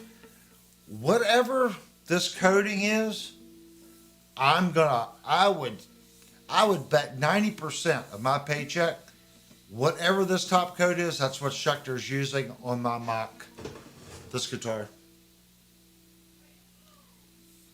This is only the second guitar that I have felt that. It feels like butter. It's so slick and smooth, and that's the same. It's the same finish on that Schecter. Whatever that type coat is, whether it's a 2K, I'm going to assume it's a 2K polymer with a hardener. It's got to be some kind of 2K polymer. It is just butter glass smooth. I can't describe the Schecter feel and this feel. It's like it's like putting your hand across a wet piece of glass. That's what it feels like. And it's so slick. This is the second guitar that I've gotten that feeling from. My Schecter has that feeling. And when I go to pick it up, it just feels so slick and smooth. The carving edges on this guitar, it has just a little bit of a break. I'm going to say it has a 1/16 of an inch round over, so it's a pretty drastic edge. And feeling this edge, it's sharp. Not sharp as like cut you. It's just a sharp, nice, well-dressed edge. Feeling the edge of the guitar here, I can feel that it's flat.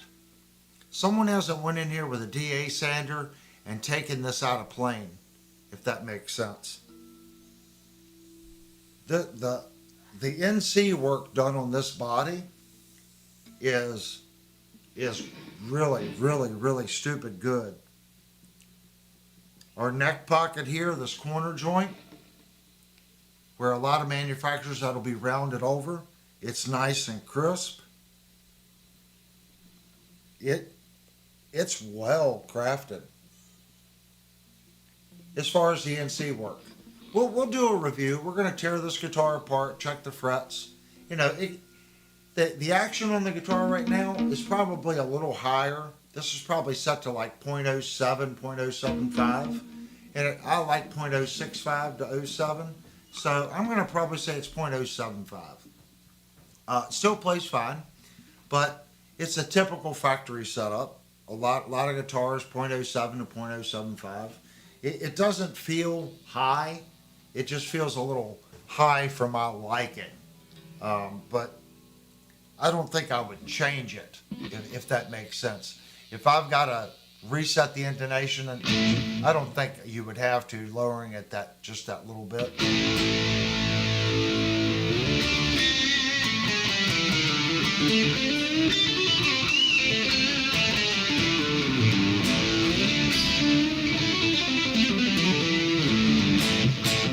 I like the quack. It's got a little quack when you add that neck pickup. And then when you take the neck pickup out, it really gets...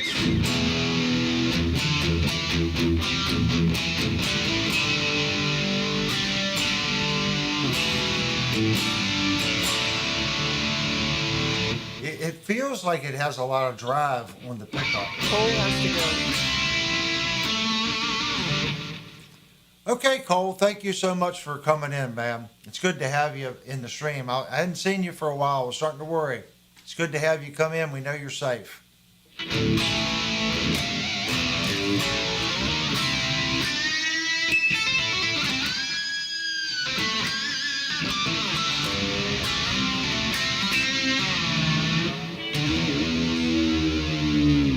Missed a harmonic on that one, but you get the point.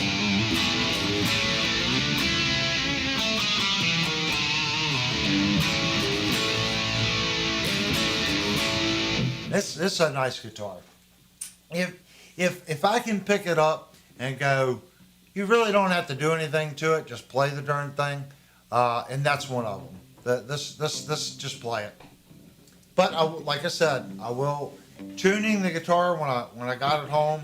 I did notice that they feel tight. The tuning pegs feel tight. They're definitely not slipping, because this guitar holds stupid tune. It really does. I've been playing and bending them.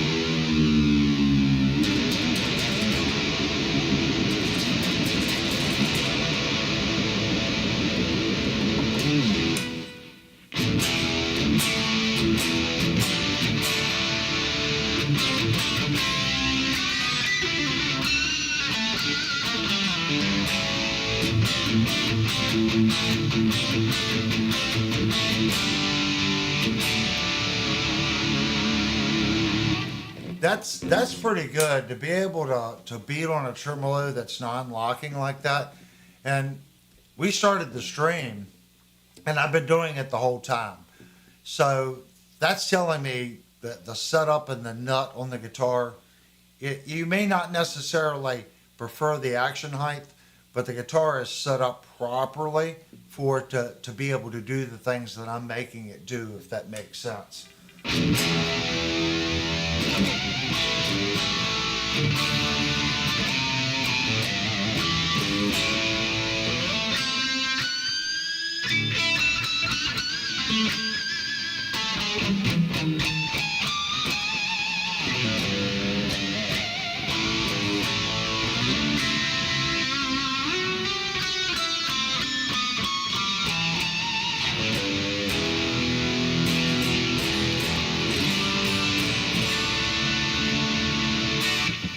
It's got a good sound. It plays nice. The harmonics are easy to get out of it.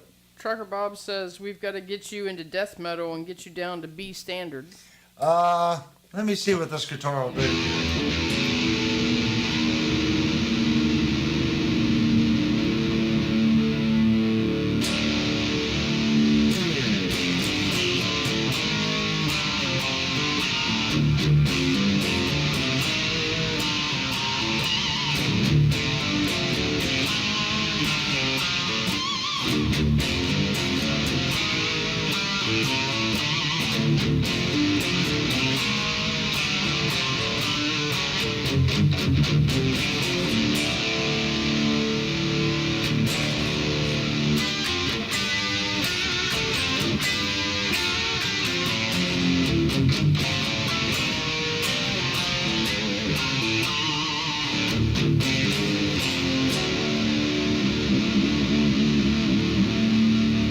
Here, a little drop D stuff for you.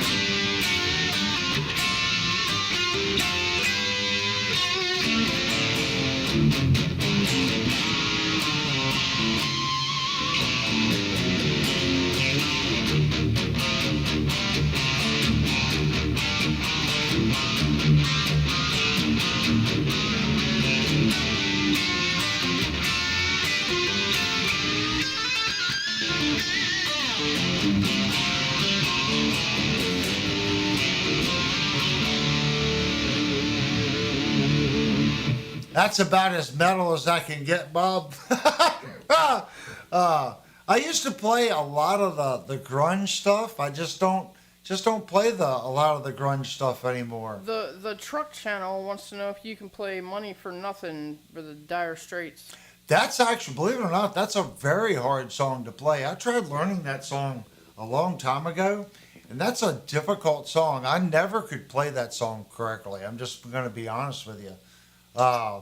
The Dire Straits, the guitar player from that band, is stupid talented. Guitar Bob has to go. Okay, Guitar Bob, thank you so much for coming into the stream, man. Smack back. I like it. Yeah, that guitar player in that band is stupid good. You know, when that band first come out, I was kind of like, but the more you watch that guy and try to play his music, it wasn't just that song. That man's a stupid talented guitar player. He really is. So if you can play that song and you can play it as well as he does it, that's talent all in itself, just being able to learn that song and playing it correctly. So no, I cannot play that song. Can you play Fade to Black? Fade to Black. I'm pretty sure I know that song. I would imagine you do. Yeah, I'm pretty sure I know it. I try not to play too many songs by other bands, and when I do, guys, I try to play it differently. It's a Metallica song. Yeah. We used to play some Metallica.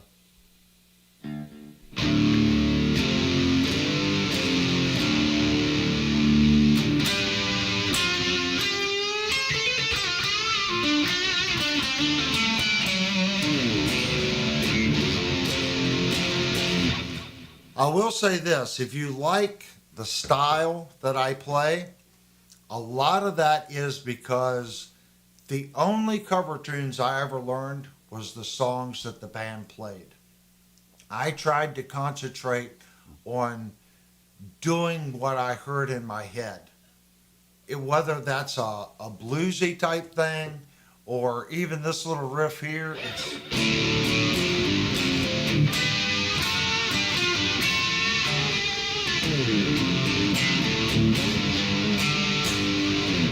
I don't know too many people that would come down and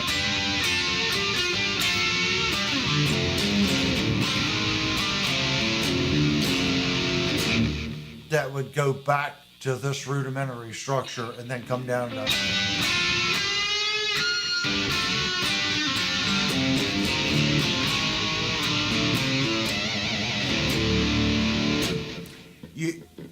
if you take your style and you try to build on it, eventually the other genre music will filter its way into your style, if that makes sense. You may not get it to start with because it's a different style. Searching for Tone and Cheryl both have to go. Oh, thank you so much, Searching for Tone. Man, you've been here the whole video. Thanks a lot, man. That means a lot to me. But I think Searching for Tone, anyone that's played for a long time will tell you, building your sound is you. And I'm not saying don't learn other people's music, because it does. It teaches you how to play. But don't sit there and try to learn things necessarily to the point where you want to sound like this artist, or you want to. I'll be honest with you, the artists that I look up to the most, I sound nothing like them. As much as I love their guitar playing, Yngwie Malmsteen, love his guitar playing. Greg Howell, I am a super nuts over anything Greg Howell does. Do I sound like Greg Howell? Absolutely not. I've listened to more Greg Howe and Yngwie Malmsteen and Christian Anderson. What was the guy that had the album where he's peeing on Yngwie's grave and Stevie Ray Vaughan's grave?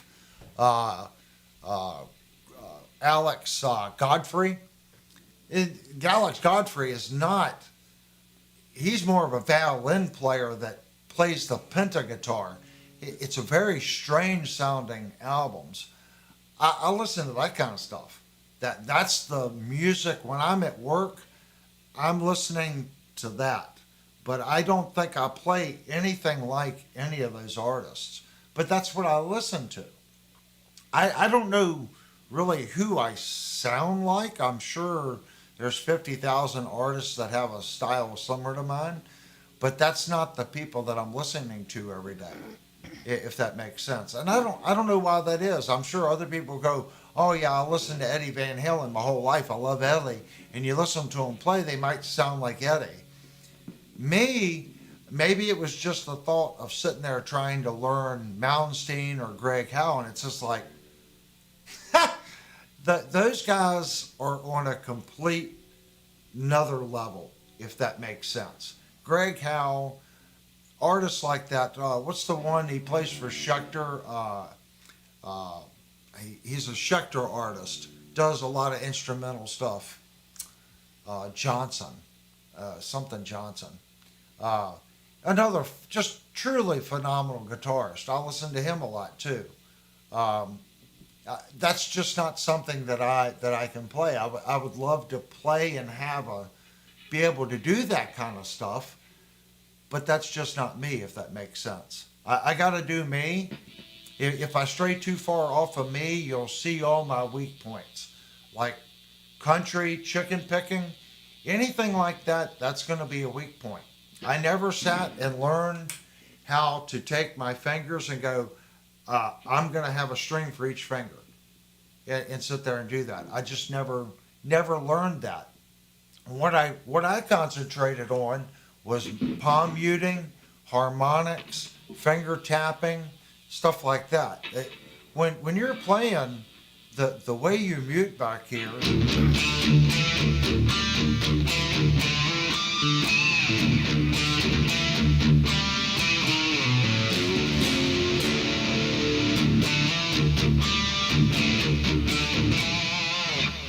That's like in a fifth scenario. Nicholas has to go. Okay, Nicholas. Thank you so much for coming in. And Nicholas is the man that got me on my new picks, so everyone knows. And I think that's helped me out. Eric Johnson. Yep, Lewis got it. Just stupid guy. Stupid talented. And that Jordan played all the finger hammer-on stuff, really popular in the late 80s, early 90s. Stanley Jordan. Love Stanley Jordan so freaking much. Those are the guys that I listen to, but I play nothing like them. I just don't. There's so many other artists that I'm just not thinking of right now. There was a David Christensen or something that was really talented. There's just so many artists like that could just. They wasn't just fast. They wasn't just melodic. It's the feel and the impression that their writing and their songs have. Steve Vai, another one. You may not be a Vai fan, okay, but you have to respect his ability to play unusual shapes, unusual note structures, and the feel and finesse that he adds to the instrument. That's guitar playing on a completely other level. I can aspire, and go, yeah, I want to be that good someday. Hey, but, you need to explain why you're not like playing songs or taking requests. Oh, I don't with this channel. Mostly because you get, a strike. Yeah, I mean, we've never really done requests and stuff. There's so many other, as far as guitar players, guys, there are 50,000 other guitar players on YouTube far better than me. There are. They're walking libraries at playing cover tunes. I am not one of those people, if that makes sense. I'm a woodworker, and CNC programmer. And I used to be a professional guitar player. And this channel was started to offset some of the, I guess, infomercial, we'll call them infomercial YouTube channels that reviewed budget guitars, that everything was great and everything was a bargain. I couldn't take it anymore, so I started this channel and started doing reviews on budget guitars to give people the truth. If you buy a budget guitar, it's a budget guitar.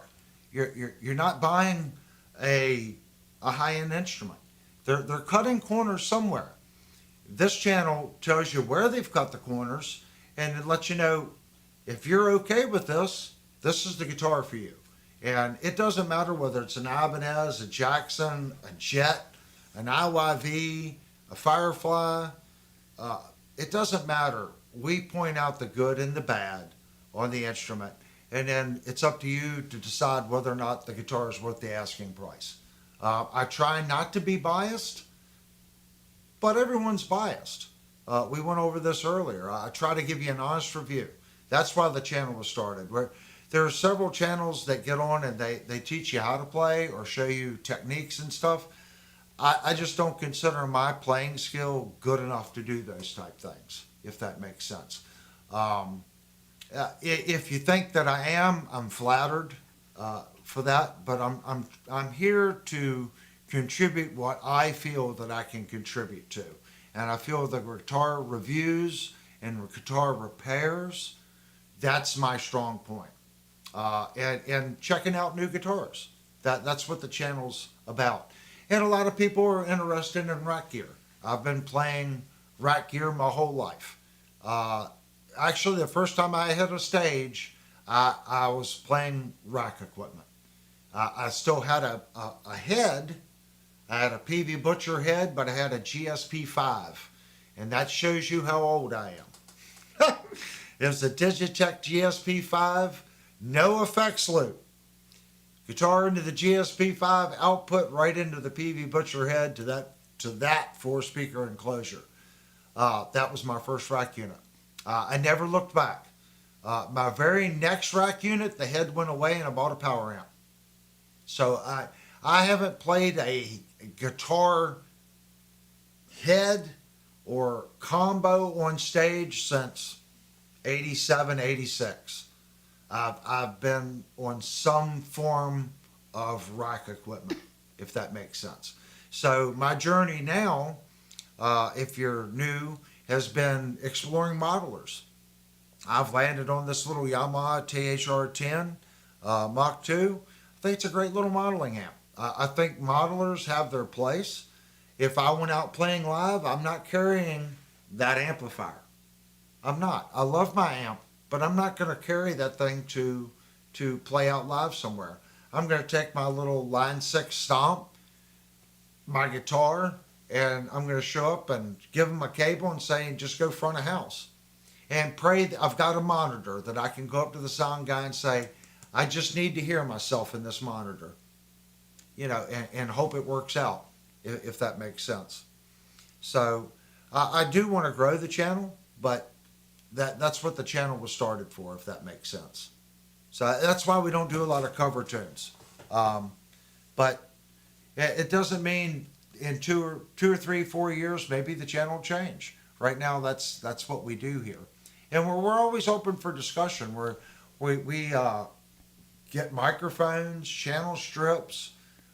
We've looked at some of the new Line 6, like the little Pod Express. Timothy says, as a woodworker, have you ever built your own? Not 100%. I have never built one 100%. I've built my own bodies and used reclaimed necks. Now the reclaimed neck we refretted, maybe changed the fingerboard on, but I've never built one 100% from scratch. I've made necks, but then I attached it to a factory body. So I've made every component at some point, but I've just never built a guitar. And the reason I don't is I can't compete. I can't build this guitar for $500. I can't. And if someone's telling you they can and they live in the United States, they're lying to you. Or they're retired or they're a millionaire. Because the only way you could do it for $500, if you're a millionaire, then you're going to be $500 less from being a millionaire when you're completed. If that makes any sense. So I have to make a living. So my living is construction. We do a lot of CNC, cabinet work, custom carpentry, and stuff like that. So I take that experience and then, my son, I built a guitar for my son. That's probably the one guitar I've done the most to is this one my son has, Nathan. And I think he's discussed it on the channel. He's come in a couple times before. It's very similar to a PV Vandenberg. I put the little cutouts in here for it. It's got an original Floyd Rose, German Floyd Rose bridge in it. I built that guitar probably 12 years ago. And I've asked him to bring it over and leave it here so I could show it to you guys. He just hasn't done it yet. But it is on the radar to come over so you guys can see one of the guitars that I built from scratch. And some of that was reclaimed, like the neck is a PVEXP neck that was redone to fit my custom body. So it's not 100% my guitar. We've talked about offering guitars, but again, by the time I get the parts and I put it together, companies like this at the $500 price mark, I can't put the time in it and build a guitar to this level at $500. I can't. So that's what we concentrate on here. Custom instruments cost money, especially if you're buying a USA product. The fewer that you make, the more expensive it becomes. And if you're not automated, it becomes even more expensive. I hate to say that, but it's the truth. If you were going to build your dream guitar, how would you look and what components would you use? I would probably go with a roasted neck. If I wasn't going to do it like a 3-piece, I would do a roasted neck. If I was going to build my dream guitar, it would be a 5-piece neck with maple and maybe Jatoba or Purple Heart striping or walnut.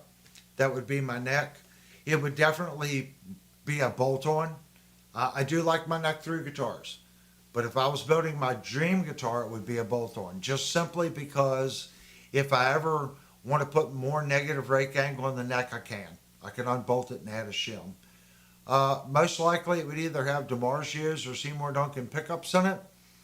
My bridge of choice would be a Kaler 2700 Killer.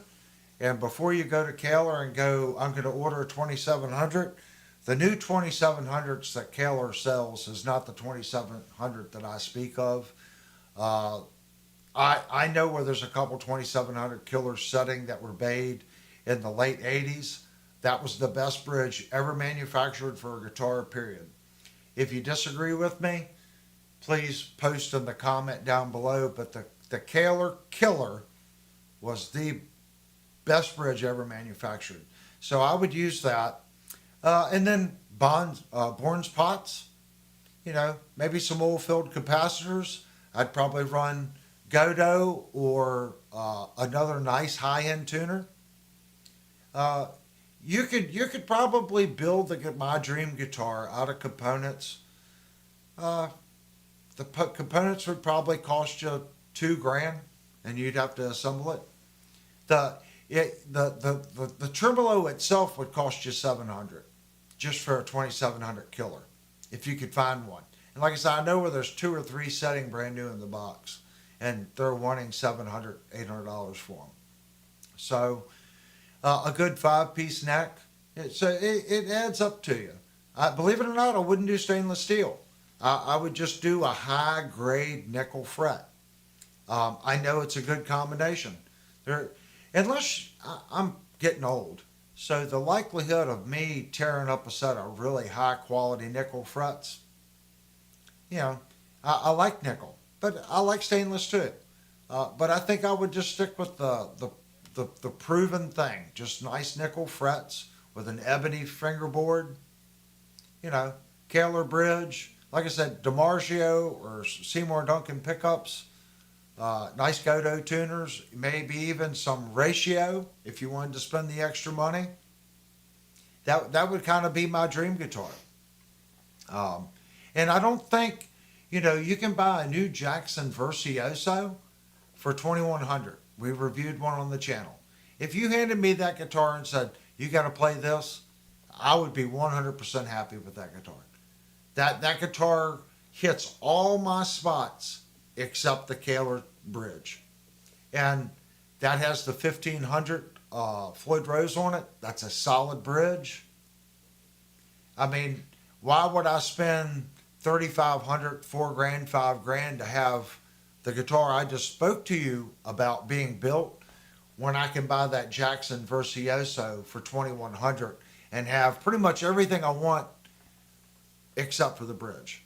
And the more I play more modern guitars like this one, everyone's using Floyd Roses now. So I have become more comfortable using a Floyd Rose from my Kaler days. So I wouldn't have an issue with it. I would buy a Jackson Virtuoso and have no issues. I would do that before I built the guitar I just told you about. I know that kind of hurts people's dreams, but sometimes you got to be smart about it. I mean, we love music, but why spend a lot of extra money, on one facet? I'm a firm believer that that's the most important thing. Your amplifier is the most important thing in your rig. If you have a nice amplifier and nice effects, you can get away with a cheaper instrument. You can. Trust me. You can EQ it. You can fix that guitar when you're out playing. If you've got the world's best guitar and you're playing through a crappy amp, it's going to sound crappy. I don't care what you do to that guitar. You could put $1 million pickups in it. You could put $1 million tuners on it and put a gold-plated bridge on it. It's still going to sound like poop because your amp is poopy. I can't stress that enough. Put your money in your amplifier. And then what's left over, try to pick there's a ton of nice instruments like this one. It's a $500 guitar. Linnell's got an S model right there. It's $470 Ibanez. That's another great guitar. I would buy that S model, this Jet, an Ibanez RGA, some of the Jacksons under the $500 price point are pretty nice. Schecter makes several $399 to $499 guitars that are great. Something like that with a nice amplifier behind it, and you're going to be happy. Trust me, more happy than if you had a $500 amplifier and a $1,600 whatever it is guitar. That's just my point of view. Again, if someone disagrees or you have a different point of view, please tell me. I'm learning just like you guys, but I will say I've been playing quality amplifiers my whole life, and nothing compares to a quality amplifier. When you buy quality, it's going to last. Some of the components in this amplifier are 30-some years old, and it still works. It still sounds good.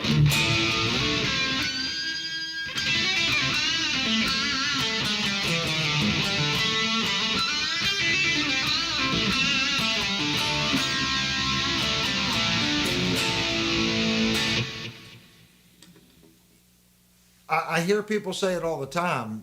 I had comments about my ART SGX 2000. You're hearing that. And a lot of people call it art junk. Okay? I've always been able to get a good sound out of my art. Can I make it sound like dog poop? Sure. You can make it sound like dog poop. And a lot of people made them sound like dog poop. But you can get a good sound out of them.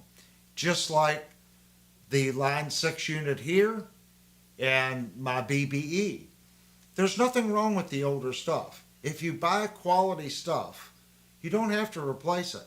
People that bought Fender twin reverbs in the late 60s, those amps still out there. They still rock. They still sound awesome. If you want a super clean amplifier that is just so stupid loud and stays clean no matter how loud that thing gets, you want a Fender twin reverb. No amp will ever beat it. It's just the cleanest cut your head off amplifier you'll ever hear. It's a Fender twin reverb. Whether it was a black face, a silver face, a drip lip, they were all great amplifiers. Sorry. They're just good amplifiers. They always will be good amplifiers. You know, Orange has made some good amplifiers. Friedman has made good amplifiers. Sedano has made good amplifiers. There's so many companies out there with so many different flavors that you can go out and buy a nice amplifier. If it's used, just make sure the person took good care of it. A tube amp, you may have to put tubes in it every once in a while, but the transformers and stuff in a tube amp are usually pretty durable. It's going to last you. Buy something that's going to last. It will. It's going to last you. That doesn't mean that I don't have modeling equipment. I have some of the new modeling stuff too, but I don't expect this Yamaha THR2 Mach 2 or THR10 Mach 2. In 30 years, if this amplifier is still working, I would be highly surprised. But I could be wrong. Maybe that thing's the bee's knees, and 50 years from now, people go, "It's so funny. They thought these amps wouldn't last." Isn't this what we were talking about earlier today? Trucker Bob says, "Have you tried an Ibanez zero resistance bridge that uses ball bearings instead of knife edges?" I have not tried one, Bob, but we are on the hunt for one. That was another bridge that they claim was really good. Was it as good as the Killer Killer? I don't know. I'm basing my saying on my experiences. That's a bridge that I haven't played, and it was only produced for 2 or 3 years, and Ibanez had a cease and desist on that bridge. It could be the greatest thing since sliced bread. It could be. I know if I pick up the phone and I spoke to Mr. Kaler, I can get parts. I may not like the price, but if I said, "Mr. Kaler, I really need this part. Can you please chuck this up in your Haas machine and make me this part?" And if I said, "Look, I get it. It's $150 an hour for that machine. Charge me." I know he would do it. That Ibanez bridge, you're going to be out hunting parts. As of right now, I know I could call Kaler on the phone, and if I was willing to pay Mr. Kaler to make it, if he doesn't have the part on the shelf, I know he would. You know, it may not be next week, but he's going to have an open Haas machine that he can make the part for me, if that makes sense. And I've spoke to him a couple times on the phone. I spoke to him, I don't know, it was like 10 years ago, and asked him to bring that bridge back. And every time it's brought up in the conversations when I'm online with them, is it costs too much money to manufacture, there's too many parts. So they just don't feel someone's going to pay $800 for a tremolo or a vibrato. And I agree with him. It takes too much time to machine the components. It's too costly. It's going to be something they don't sell a lot of. So it's just not worth retooling his new Haas machines to make that bridge. I get it. We got a bunch of new people coming in. I really like it. I don't know how long we've been on, but my throat is definitely getting sore. Oh.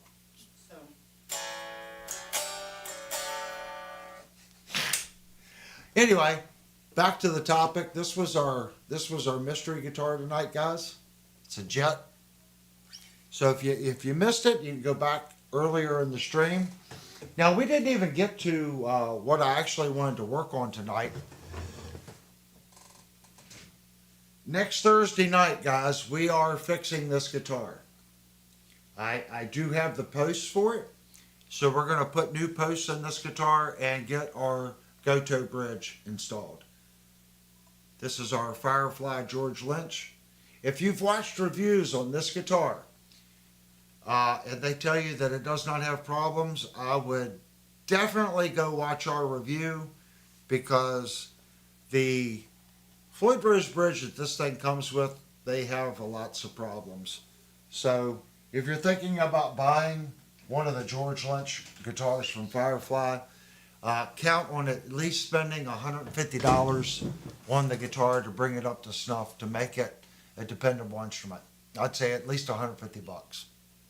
Let me check the time, guys. I think where are we at? Oh wow, we went past second break. That's fine. We definitely went past second break. We are releasing our Ibanez Jim Jr. review next week, so please pay attention for that. If you're not familiar with this channel, it does highly detailed reviews on guitars. So sometime next week we have our highly detailed video of the Jim Jr. and we do clean, dirt, medium gain, and high gain sounds, all in the demo section. We tear the guitar completely apart. We look at the neck pocket, we look at all the routing, we look at the electronics, we check the frets, we check the tuning keys, we check the string tree, we check the locking nut, we check the bridge, we check the intonation. We give you all the specs on the neck thickness, neck width, and the fret heights. So it is a 100% detailed video of that particular instrument. Exactly what you can expect if you decide to purchase one. So please pay attention to that for next week. And we are also going live again on Thursday. So I am going to end the stream right now. If you're familiar with the channel, we always do 5 minutes at the end of the stream, and that way everyone can finish up their closing thoughts. And if you haven't already, please go down and hit the subscribe button, hit the like button. We are trying to grow the channel. If you like what we do here, please tell other people about the channel. We're trying to grow. And the more people that come into the stream that can contribute ideas and thoughts, it's not just me. You guys can ask me questions. When I answer it, I expect the chat window to come up with more answers. That's what we're here for. We're here to share information. So if I don't see that chat window moving with people saying, well, also think about this, also think about that, I feel like we can do better. Because when someone asks a question, they're asking because they need advice. So it's not just mine. Everyone together can maybe point the person in the right direction and giving a couple different views on whatever's going on, if that makes sense. That's why the channel was started, for solid advice. All right, guys, we're going to end the stream. Thanks so much for coming in. If you gave a super chat, thank you so much. That's what makes the channel run. If you notice you got no commercials, that's because the channel depends on super chats. We're going to go over next month's guitar giveaway on Thursday night. So stay tuned. The guitar is here for next month's giveaway. And Steve, I'll get with you tomorrow. We're going to send you a pedal for guessing what the guitar was tonight. Thanks, guys, so much. You guys make the stream. Thanks again.